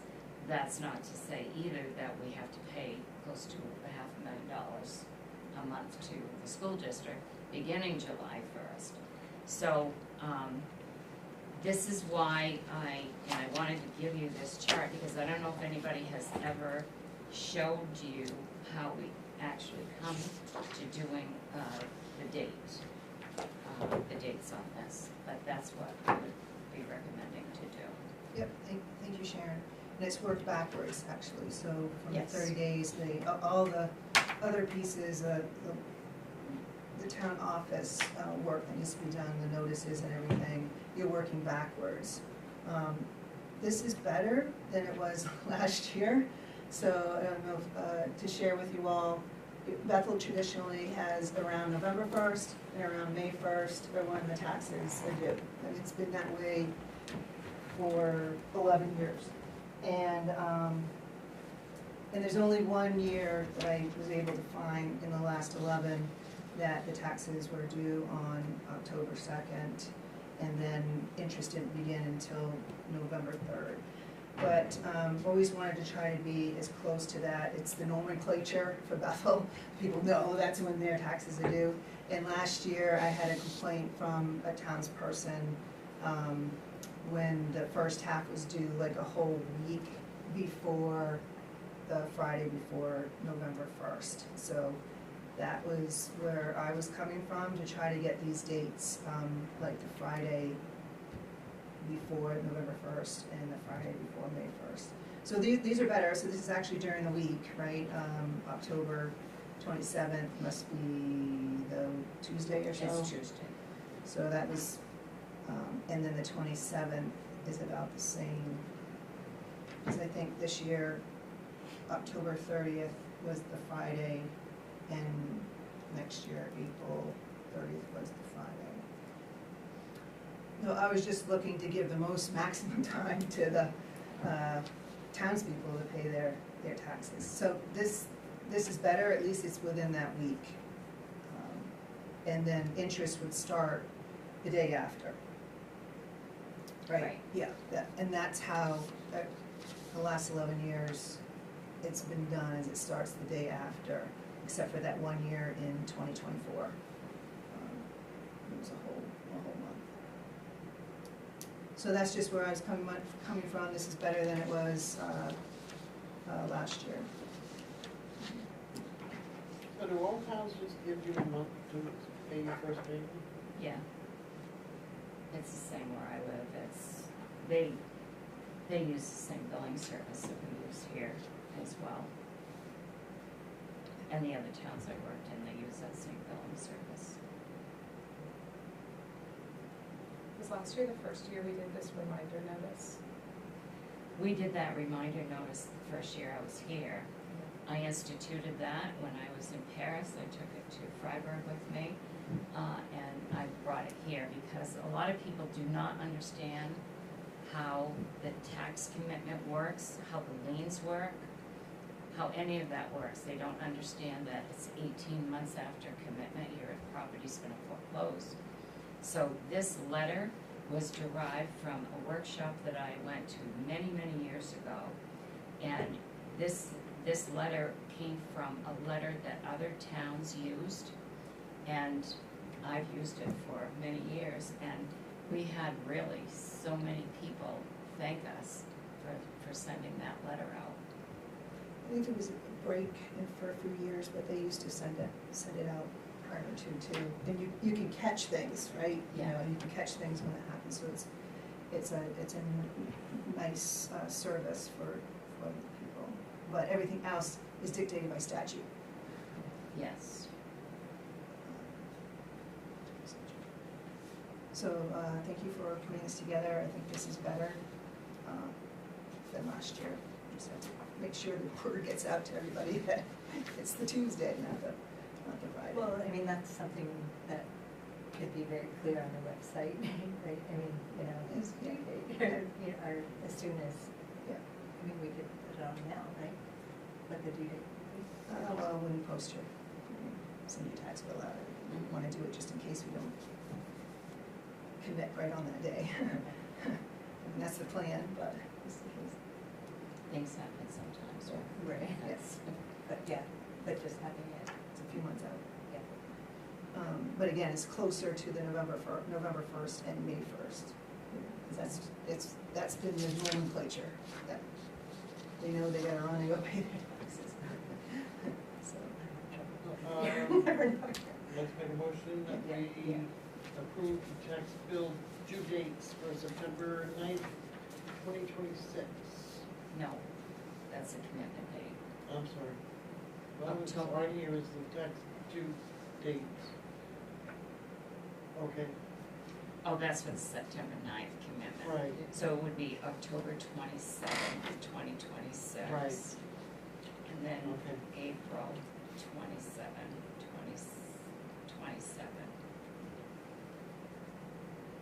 Right? Mhm.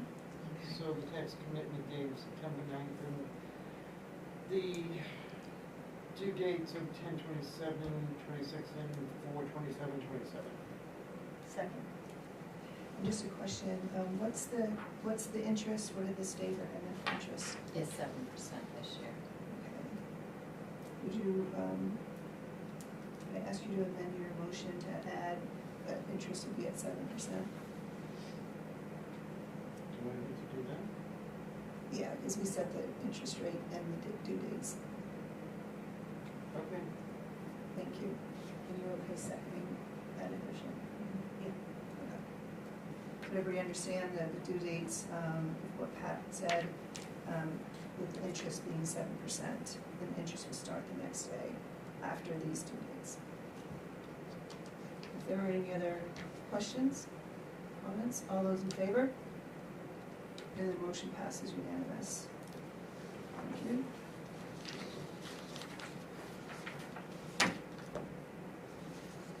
Okay, now we have 8H, discussion and action to waive the bid process for resurfacing the basketball court and approve the bid and funding sources.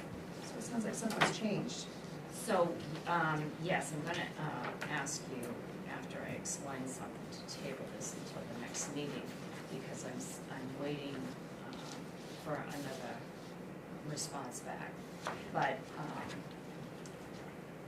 I had a resurfacing company come here and meet with me and Scott and Nate, and he provided a quote to do the basketball court. And it was a lot less than the other two bids that Nate had received a while back. So, we are going to be looking at doing this, and I will, this year, this company can do this year. The only problem is the quote that he gave us is still more than the 30,000 we had budgeted in capital. However, I've been able to secure at least half of the difference right now. But I'm still waiting for the company with the lower bid to give me a call back, because I think I'm going to be able to negotiate that difference with him. And then, when it comes back next, on the 3rd of June, I won't actually have to ask to waive the bid because we're going to use the other bid that we have, so we will have two bids. And then, anticipating that we will have the 30,000 plus the donation to pay the difference for it. And then this job could actually happen sometime at the end of August. Who owns the courts? Town. The town. And then if we don't raise the money via donation, we take that, could we do a special town meeting to take the remaining, whatever it is, out of undesignated funds? We wouldn't need to actually do that. Whatever, if I don't secure the donations that we need, or get the cost reduced from the lowest bid, then I will be asking you to take it out of the, I'm walking my head right now. What's the $50,000 we have? What's our called? You looking to do it on the emergency fund? No, it's not the emergency fund, it's that $50,000 fund. I would be looking to ask you to take it out of that.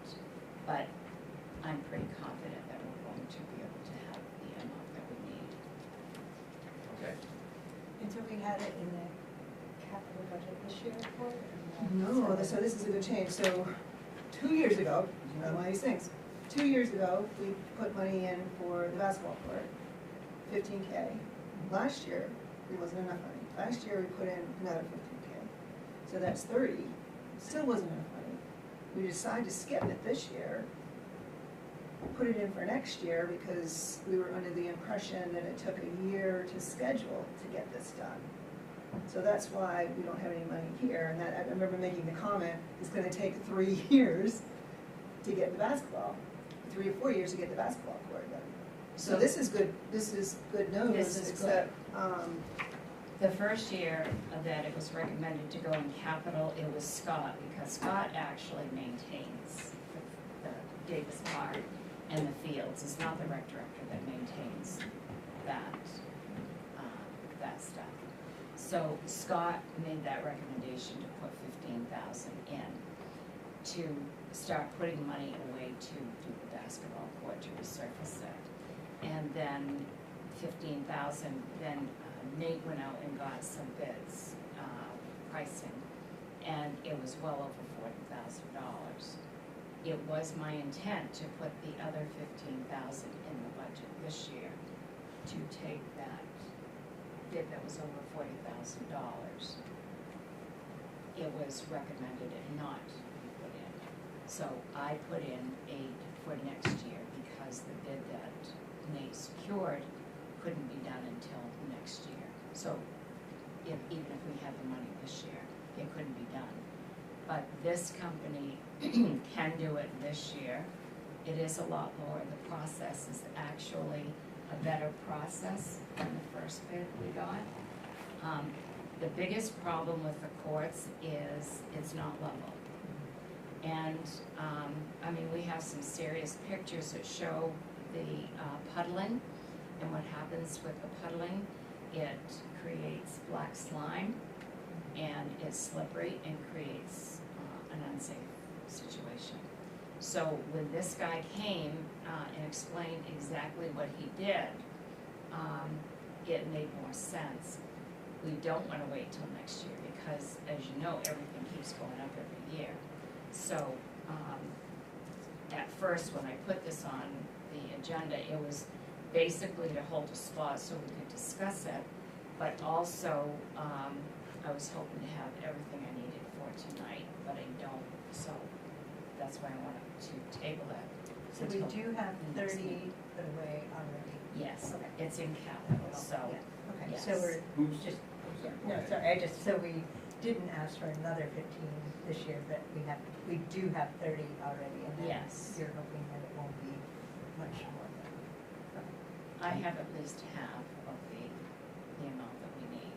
Who's the company? I'm not gonna say the company because it's going to create an unfair situation for the bidders. Because I can't have the other company come back and saying, oh, I will lower my bid. So. That's what we want. Yeah. It's not fair to do that, that's not how you actually do it, so, the bid that this other company gave us was last year. So, in going back to him, he's not gonna honor the same prices he bid last year.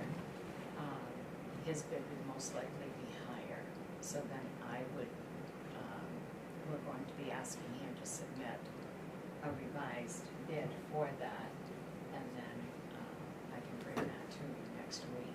Should we open the bid? What, just All go the way up? Open, I mean, it feels like we need to just say there's an open bid for the basketball court again and see, you know. We're not gonna get anybody that's gonna be able to do it this year, because generally what they do is they book a year in advance. But even if we know that, isn't it the correct thing to do is to open it up to bid, or, Yeah, I'm not quite sure. It wasn't a formal written bid process. These were companies that were called and asked to come here and look at the court, give an assessment, and bid on what needed to be done. Because of the condition, excuse me, of the court not being level and it having to be filled, we had to have someone come up and assess it and then provide us with a written bid. So if the other company is not willing to update their bid, then we will only have the one bid. And we may or may not need to move that bid process. But we are. But they will be contacted to. Yes, we are looking to have this project completed by the end of August. I'd like to make a motion that we table the discussion and action on the resurfacing of the basketball court. We're gonna aim for June 3rd if you have all the information Yes. available. That's the aim. All those in favor? And the motion passes unanimous. All right, thank you. Now we have 8I, and it's action to approve the attached list of builders, innkeeper, lodging house applications. I'm noting the time, but it's close to 8. I, okay with going past 8 o'clock, you all good? Okay. So we We have. have to do these one at a time. Well, what I was gonna suggest, if you guys are up for it, is we have them all in alphabetical order, and you have the lists too, that, was compiled, Tracy or Sharon compiled it for us, is to pull out the ones that you may have a question, a comment, or thought about, and then we can do the balance all together, and then take individually the ones that you have a question or comment on. Does that work? That makes sense. I had a question just about what we're looking for in this process. So there were several who didn't include any details about the grease trap. My understanding is that every single one of these applications should have. It needs to be on a public sewer. No, we don't.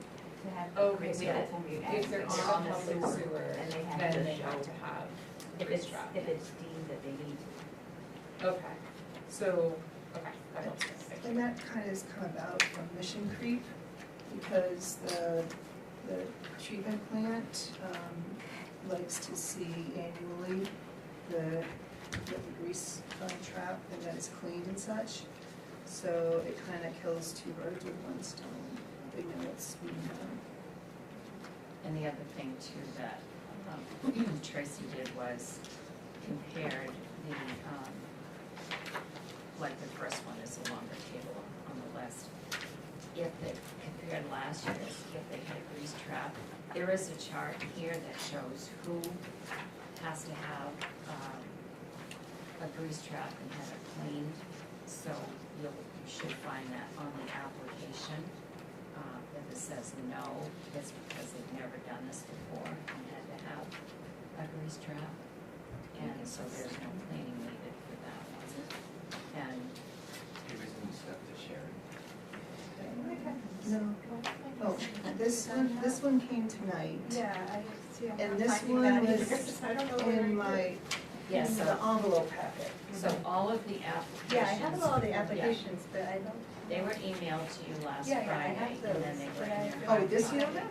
I don't think I have that. Sure. This list here, give that to Sarah, please. So that I put together today, the list, because what it had also on the original spreadsheet, it had the mailing address of the company. We don't, what we need on this is to show their actual physical location of this business. So, and I did it this way so that you could approve the list with the exceptions of anyone that you might have a question on. That's helpful. So do you, I only have one. okay, pull it out. What one is it? Well, I don't, well, it's the second to last one. The Knoll, on Chestnut Knoll Road, and it says there's one room and seating for 8. What is it? Which place is it?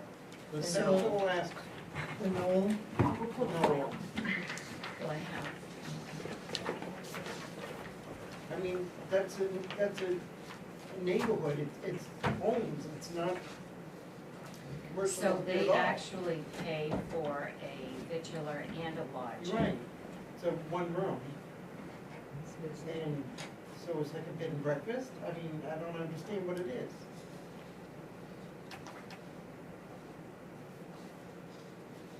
Sounds like they're renting out a room But they have seating for 8. and they have seating for 8. So So people are it- gonna sit, gonna be in one room. So like on something like this, what we can do is pull it out and Tracy can call and get more information on it. Would that work? Yeah, that's what I did. So right now, let's pull the Knoll out, because she's looking that up. And then Pull Tracy that, can pull that out. follow up on that one. And then, do you have any others, Pat, you have questions on? No, that was Okay. the only one. Jay, do you have any that you have questions on? I'm still understanding the process, so I do have a stack. I had organized them into applications that included proof of attachment, proof of their grease trap, and I think that those all looked good to me. And then there were applications that I just wasn't sure exactly what we needed from them. So there were some that just didn't answer, is your business connected to the public sewer system? There were some that answered, no, it's not, and included a date but didn't include proof. So I just don't know how specific we should be getting with this. Okay, So I do have a stack for that. how many do you have? Some of them though, I just was going through these too. The ones, the victuals would be the ones that would have to have the grease traps, the lodging. Like when I'm going through these, the lodging and the innkeeper ones didn't have it. Didn't need their bachelor's. So that would be why the Knoll wouldn't need it, right? Right, and they're not on the public, They're they're not on on the the public sewer, system. yeah, So- so. Maybe it would make sense just to go through each one quickly, They just- or so that we pull don't. My- yours, yeah, take yours. The Knoll we pulled out for a pull second. the Courtney just innkeeper. told me that the Knoll is a private residence that they rent to hikers. They live there and transport hikers to and from the trail and feed and house them. Yeah, it makes sense. That's what it is. Are you okay with that response, everybody? So we can put the Knoll back in. Let's see what you have, Faye. Yeah, I'm just pulling out if there's any innkeeper or lodging specific, I don't think there are. Oh, there's one.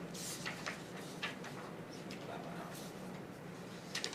And that one. Okay, so this is my list. The watershed, and they're not in order, because I've went through this so many times, and I completely got them out of order. The watershed should be the last one, if you Yes. didn't Yes, yeah. shuffle your packet. They should be on. Okay, what's your question? It said that they are on public sewer, they just don't have proof of their Yeah, she cleaned it herself. grease trap, so it just says self. Which, is that enough? Well, the other people who said self should Should have a include photocopy of photos, the record something. of them, the dates that they cleaned it, so I feel like that's quite enough, but, yeah, that would be. There's just such a wide range of I what know. people included, it was hard to know, like, what exactly are we looking for? All right, so it sounds like we have more discussion on that one. We'll pull that one out. Watershed, what else you got? The gem, which was, yes, connected, but no grease trap. They were one of the ones that didn't have to. You talking about the Gen movie theater? Yeah. Yeah, they were one of the ones that, because I asked about that, and they weren't one that ever was. Oh, they're probably not cooking. And they don't have grease. We do have, we have butter, we're very careful about it, but we actually do have a grease trap now in Nice Spice, so we are, anything that we do with butter, we are using that grease trap. I think that's because remember, this is, Okay, so no grease trap for the gem, so that one's fine. yeah, I don't think we have to, I don't think we have to, but we do have one in Nice Spice that we're using now, so. But if you think we should, that's, you can also say that, like, that's fine.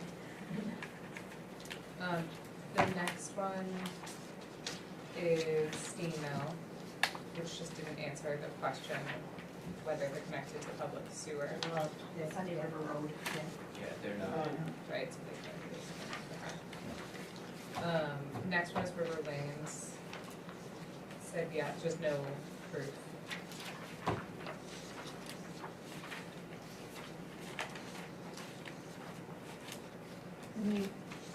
On that one too, I don't know if they're obviously vittlers, but, right, and they're over Right, two they also hundred say, seats. yeah. Okay, you wanna pull that one out?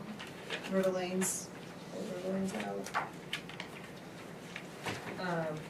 The next one is Holiday House B&B, which may be similar to the gem in that they just don't have a grease trap. They have lodging, wait a minute. They also have They slime. have those there. Which one did you Holiday say? House. Holiday House. Yeah, they just have bed and they just have So breakfast. yeah, they have lodging and the vigilance. It's so small that maybe that's not Yeah, a concern. yeah. Okay.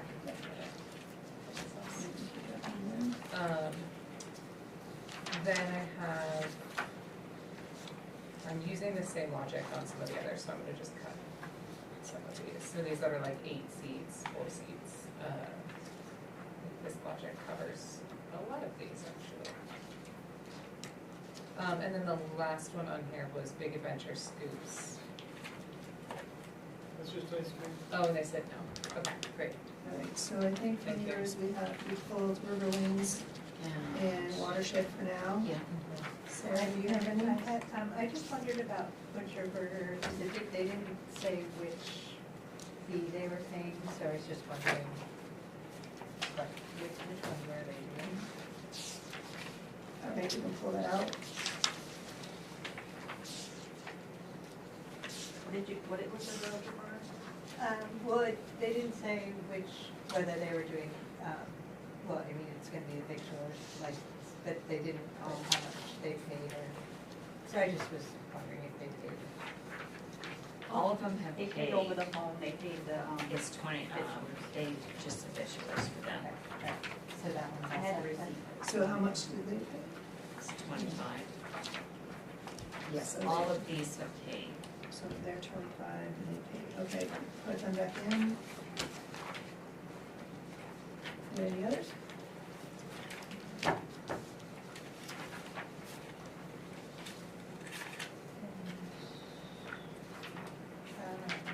Frank's New York Diner didn't have proof of, the grease trap. No, He claims his own, that's down in town, but there's no yes. proof. So by the same logic of the watershed, we should pull that one. Yeah. Yeah. And on those, you're looking for a list of, you're looking for, Yeah, he puts the dates that he he puts put the the dates that he did it. dates. Gemini Cafe too, doesn't have proof. They have an attachment, Hmm? they have an attachment. They agree? Yeah. And I didn't get that, I just have. You must have done that. That's fine, as long as you get that. Do you have any you need to? Nope.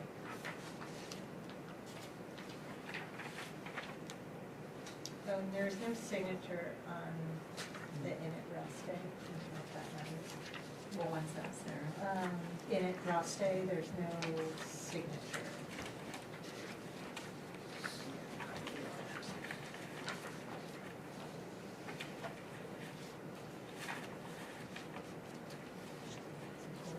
Yeah. We'll be going back to them, so. Okay.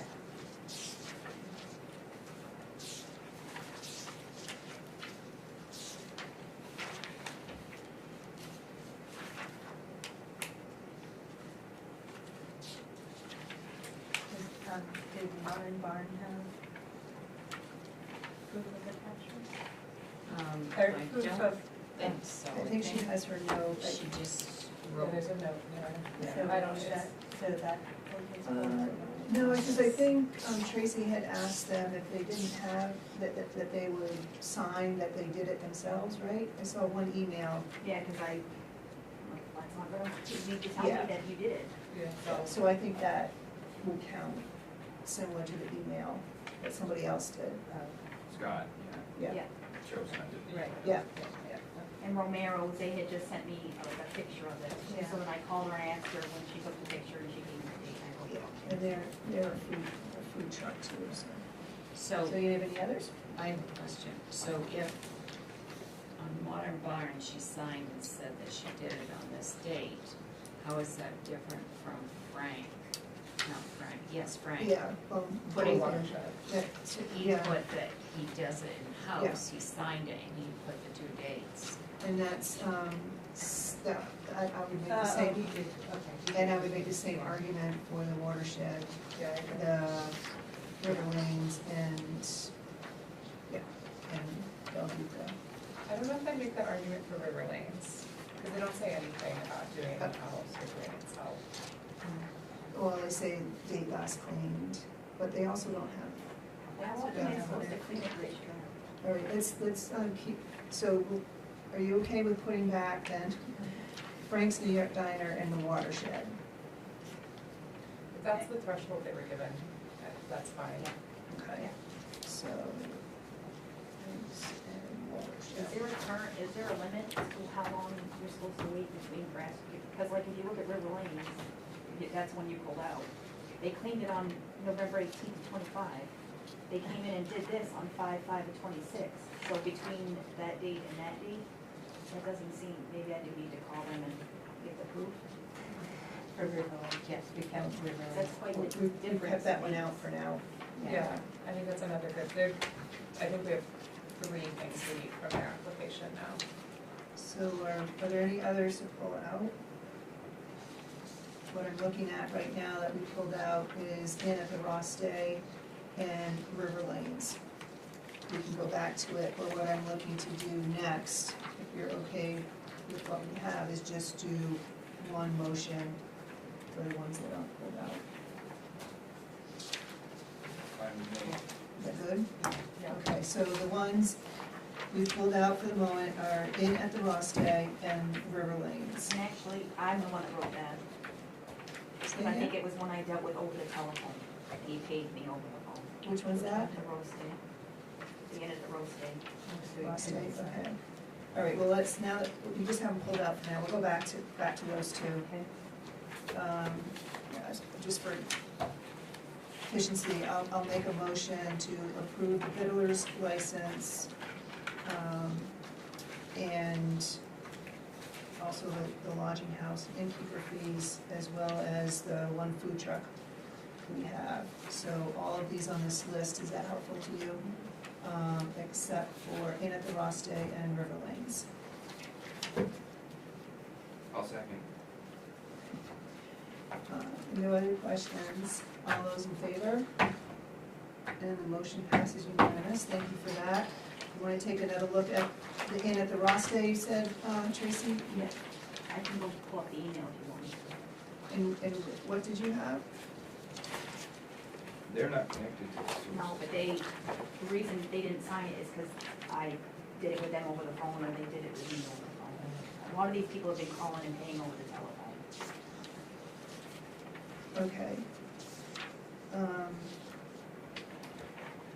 So the board accept a verbal signature, applicant I can signature? call and get them to send me one, say it's signed. Or I would make a conditional approval of the fiddler's license and lodging house license for the Inn at Ross Day, condition of getting application signed.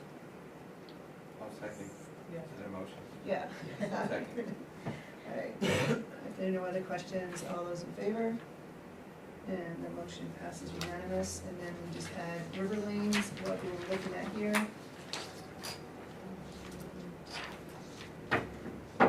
I think it was the grease trap. One day, and no other proof of anything, if I recall. And they paid, right, you said, Yeah, they Tracy? paid on the 15th. Uh, I mean, on the 5th, May 5th, they came in and paid. They have 200 seats, so what was that? Yeah. Oh, What did May they- 5th. How much did they pay? Oh, they paid the $25, because they just finished their subscription. They have 200 seats, okay. What's the board looking for from them? Proof of grease trap, right? Okay, so proof that it was cleaned on November 18th, 2025? And are we okay with that? Yeah, that's a long time. I just don't know. Are you supposed to do it at least once a year? Or do we have to? Well, Say they're- if it's somebody that hands a lot of grease, I think you're supposed to do It it more often. depends on how often, but Yeah, and it's within the year of their application. It might not be the calendar year, but it's, it's been since their last, there's a couple of them, I think, back in 2025, right? Like the Bethel So- Inn is Yeah. 2025, but it's significantly smaller. Richburger was December 25. And Rest of the year. in addition, I mean, for a vittler's license, the other things are they following the ordinances? Are they in violation of anything that's out there? I mean, that's kind of the overall piece as well, not just don't want to see the fixation on the grease trap, that's Right. all. There's the other considerations in approval of a vittler's license and lodging and stuff, have you heard any complaints, are they following all the ordinances, all those types of things. I tend to operate on the assumption that our code enforcement officer Would bring it to our, tell us our if attention, something yeah. was not. Yeah, but representing the public, being out in the public, we also have knowledge too. Right.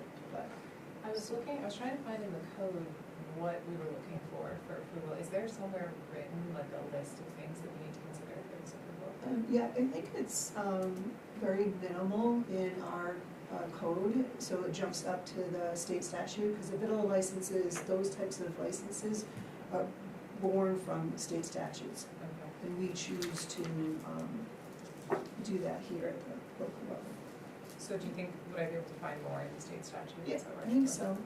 I think so, just like the liquor licenses and stuff like that.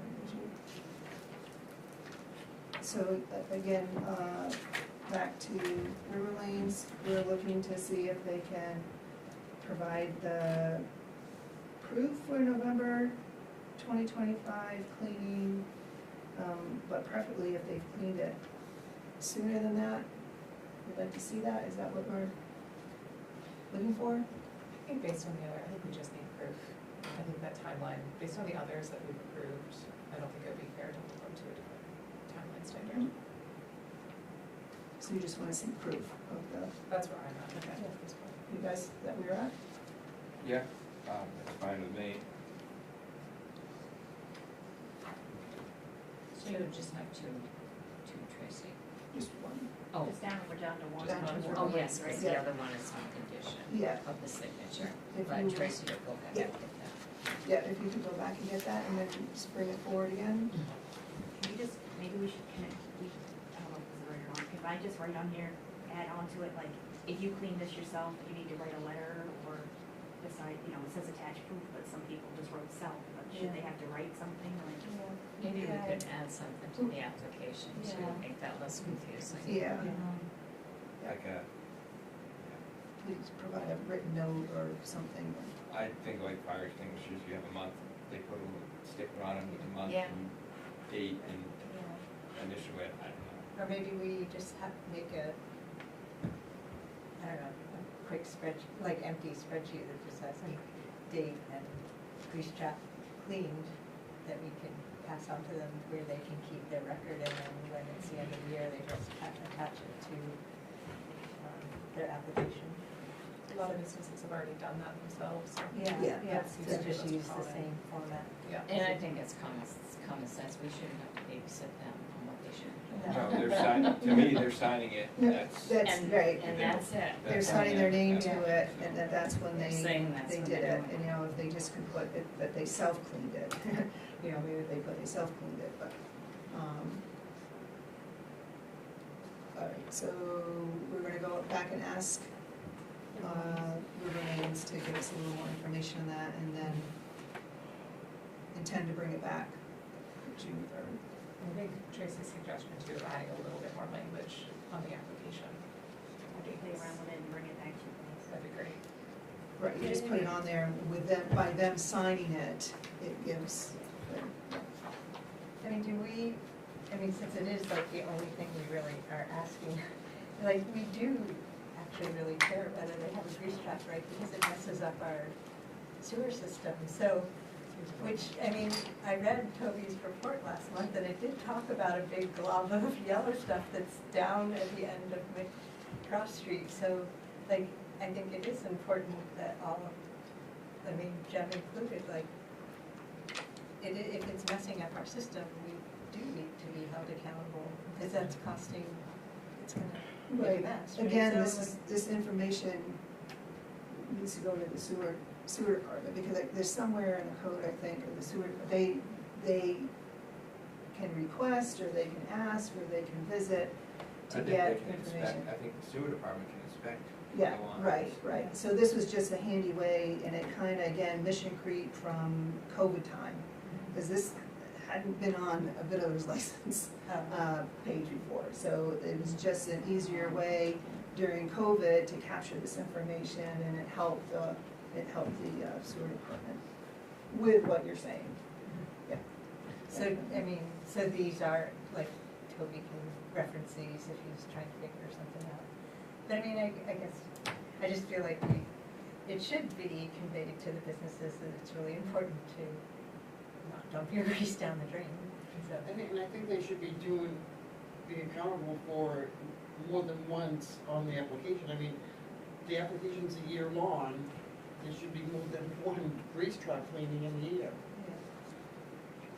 Well, I think we need to look at other rules and regs to,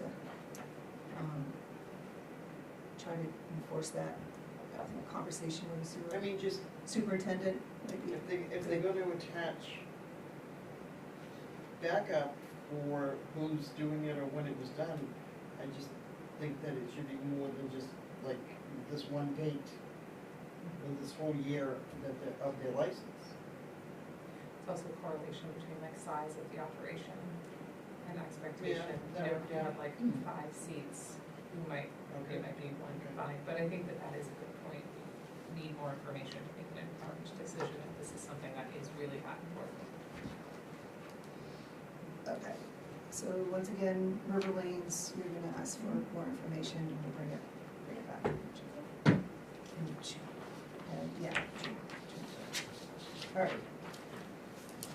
I think we've covered the Vittler's applications.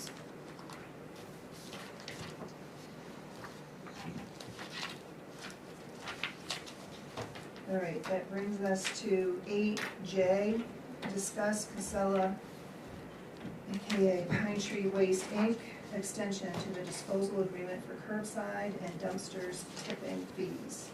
Sharon emailed us and also put on our table the pricing from Casella, and I'll turn it over to Sharon. So, I received the, agreement that would be in effect July 1, 2026 to June 30, 2027. They are increasing the fee to $133 a ton, as I explained earlier.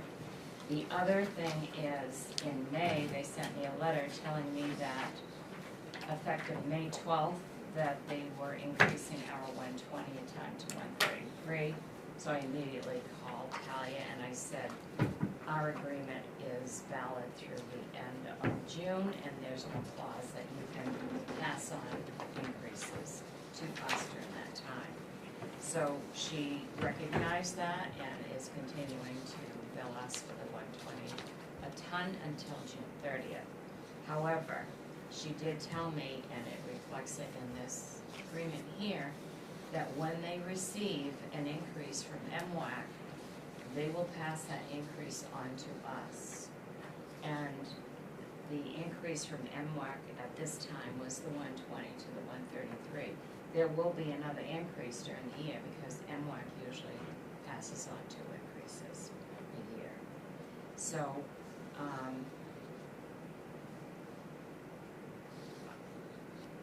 just wanted to make you aware of that. So I'm not asking you to sign this tonight. I would bring this back to you after town meeting when it is voted to approve the funding. And then, the June 17th meeting, and then I would just send this off to Casella.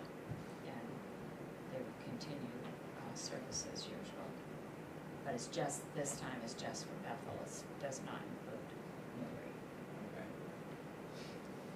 And the increase, so that's state regulated? No, it's not. What's MWAC, I guess? Maine Waste, it's like, so I can't think. They're out of Auburn, so they get the increases, they can increase based on their increases. So they pass on their increases to other towns So- where the waste is So going. whoever Casella's Yes. Dumping. to. Yeah. And that's where they bring their, the waste to, is to MWAC in Auburn. Yeah, it says down to the main waste to energy. Yes. So, I know I asked it earlier, but if it goes higher than 133, we still are okay with what we budgeted. Yes. Okay, thanks for that. We'll be seeing it again later on in June. It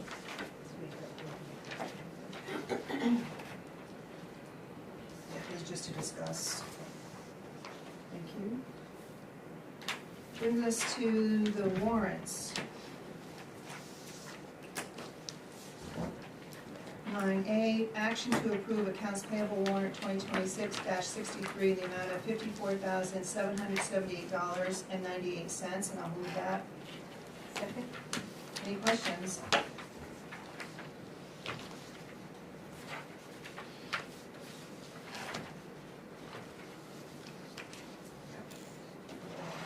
Hearing no questions, all those in favor? And the motion passes unanimous. So now we have the one that was put on your table and emailed to you, emailed to us Warrant 64 is the payroll warrant. Thank you, Sharon, for making a copy for us. And warrant 65. So 9B, action to approve accounts payable warrant 2026-65 in the amount of $35,748.03, and I'll move that. Any questions?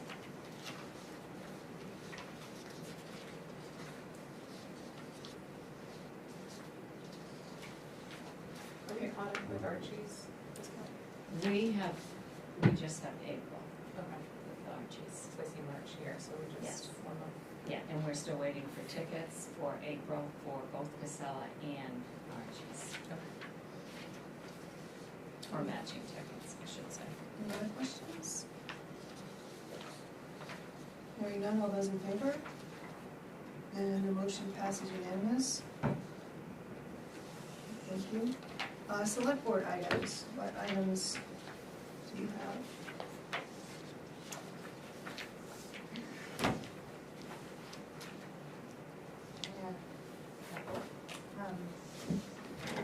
Sharon, I was wondering if you've heard any update on town swim lessons? No.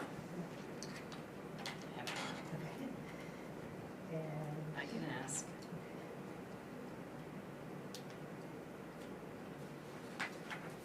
and this could be a discussion for another meeting, but I think when we were at the rec meeting that Michelle and I went to, and I know you answered the question, Michelle, but I still am a little confused if the rec department brings in revenue from their programming, that revenue goes into the general fund.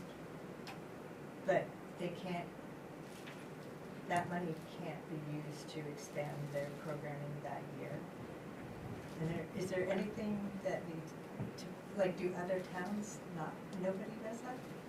So there's no incentive to? Well, I don't know what other attach. towns. So is it like, is there, I mean, it seems like you want to give the incentive to bring in more revenue, so, but there would be no incentive if you can't then do something with the money that you bring in.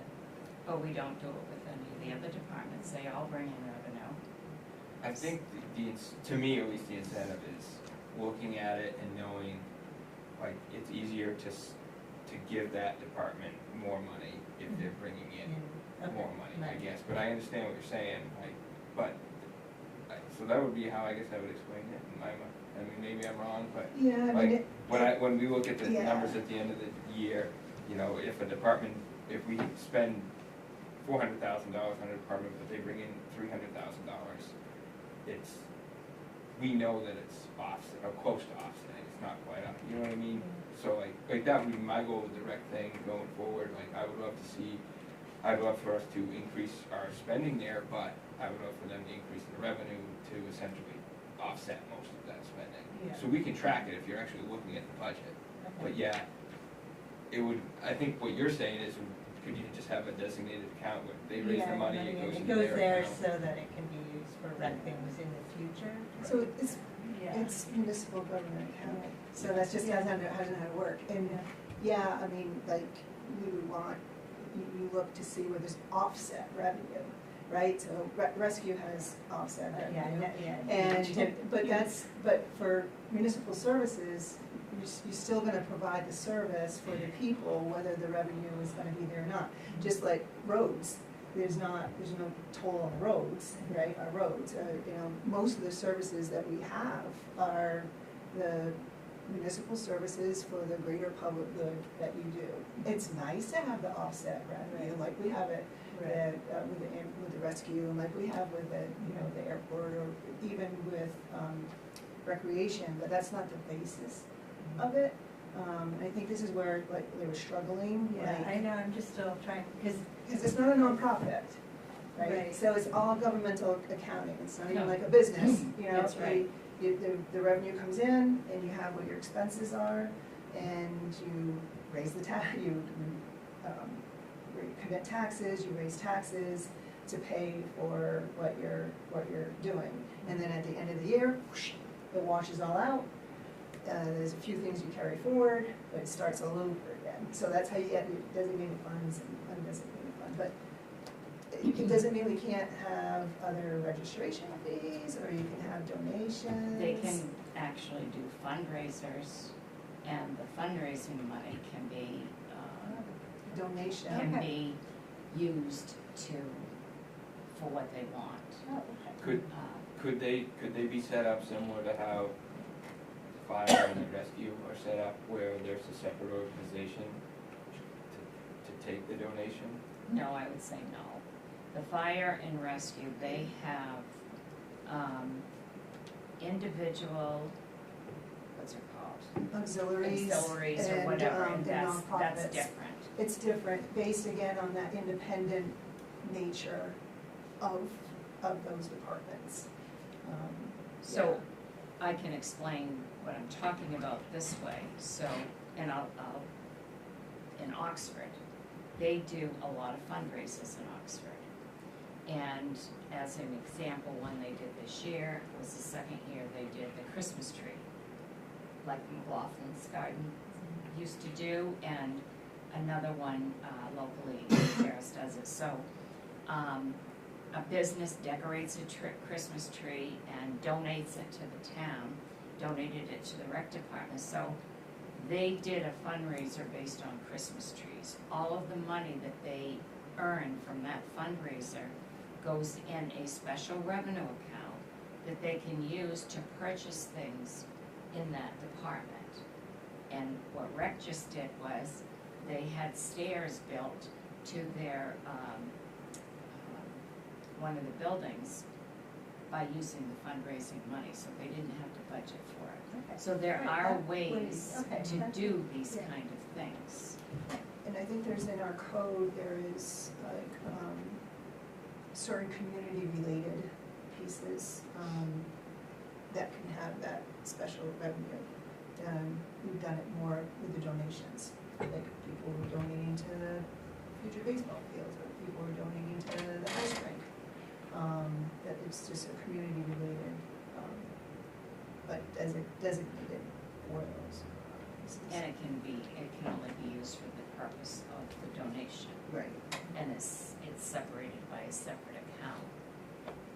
But it can't be used for everything else under the sun, just for Right. whatever the donation was, but that's where the fundraising is a little bit different in itself. Yeah, I think it's similar to what, Sarah Tucker, the former rec director, she solicited sort of a fundraiser in that regard, donations for the ski program. And that's how they got the transportation donation, specific for that. Any others? I have one more question, sorry, I had Oh, one I question. had one. I just if people are, I think, looking more closely, but about, I could have sworn our whole, everything we get in our packet is not on the website, is that correct? It is not. Okay, so we just put the agenda and warrant articles, and, The agenda, we put the warrants on the minutes. Yeah. Some of the things might get put on too. But to put 38 Vigilance license on that program, on the agenda, it is okay, it's very time consuming, Yeah. to say the least. Yeah. Anything in the packet that's not confidential, someone can come in and get a copy of that. okay. So if they see something on an agenda that they want, And if there's More attachment to information. it, they can just request a copy of that. okay. Thank you. Yeah, I thought it might be a good idea if we could, maybe as a town, just put together a letter of either support or condolences for the Searsmont and Morrill towns, if there was just something we could send to them. And I can get a list of the towns. My thought was maybe any town that had an injured or deceased first responder, which would be, there's 4 or 5 different towns, I can get a list. I know Searsmont, Morrill are 2 of them. But I didn't know if we could just sign a letter and send it to them. You know, Mhm. you give me the information. Yeah.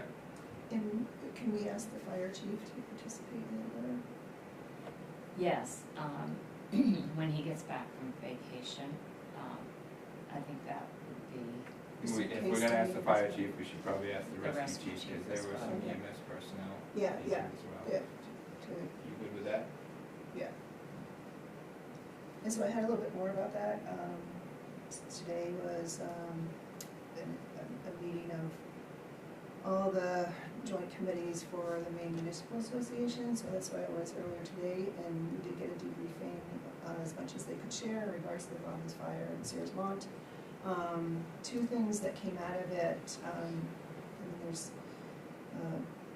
unfortunate situation, but there's always lessons learned. And so for municipality, lessons learned, for me to share back here is, because I believe we're with their workers' comp policy, right?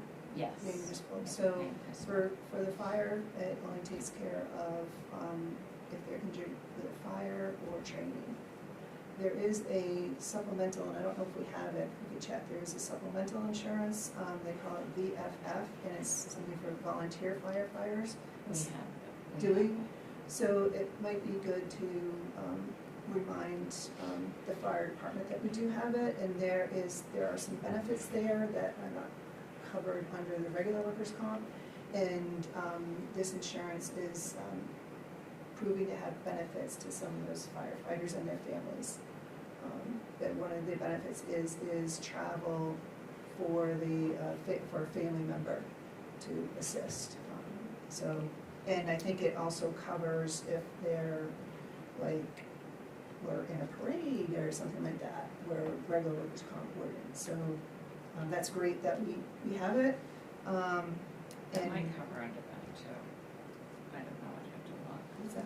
That might cover that too. I'd have Yeah. to look at So that was the just a initial a policy. good reminder, because they said that in the past that insurance coverage is not very often taken advantage of, but it is proving to be of benefit to those firefighters up there, because it's all voluntear, they all have other jobs and such. And the other lesson learned was, I don't think we have this situation, and it might be good also for the rescue, is having the emergency contact for each of the members up to date, because when the insurance people need to contact them or talk with them, then the town office has that emergency contact info. So available. we do that every year. Yeah, good. Yeah. Update the emergency contact list.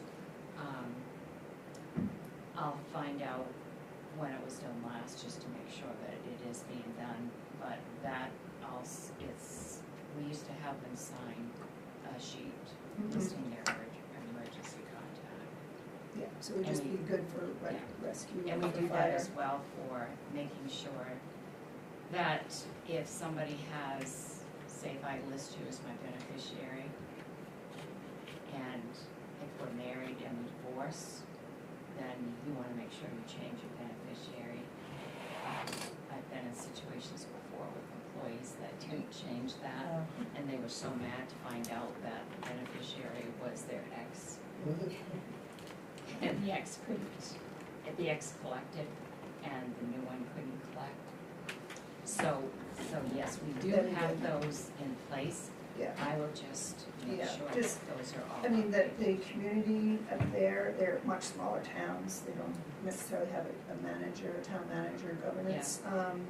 And so that was just, the mode of communication, it's just mostly, not necessarily a beneficiary, but just an emergency contact. Yeah. And have quick access to that, because some of those fire departments up there had it like at the fire station, not a copy like in the town office. So that was, some of the lessons learned, and there'll probably be more, unfortunately, coming out of that.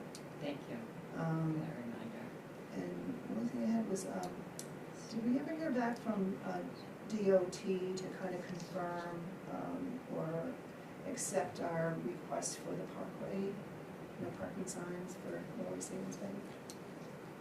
Yes, Courtney did follow up on that, and she did hear back from them, and Scott is going to put the signs up. Okay, great, so thank you for getting that Or understood. the truck was parked now on Route 2 on the side, which was so dangerous, it was like in halfway in the road. Well, that's definitely a DOT road. Yeah. So it was not safe. It was like right Just at gonna the intersection, parked on the side. Pull off where they can pull off. Any other items? Make a Alright. motion that we go into executive. And can you read the reason? For, One I want you to read, I don't NRS think section. you do it second first. Oh, I'm sorry. Motion to go into executive pursuant to section 405(6)(a) for a personnel matter. second. All those in favor? And the motion carries unanimous, and we'll be going into executive session at 8:45 PM. So are we gonna go somewhere else? No, it's probably stay right here. Do you guys wanna? Okay, so we, oops, we have to do your little thing. Alright.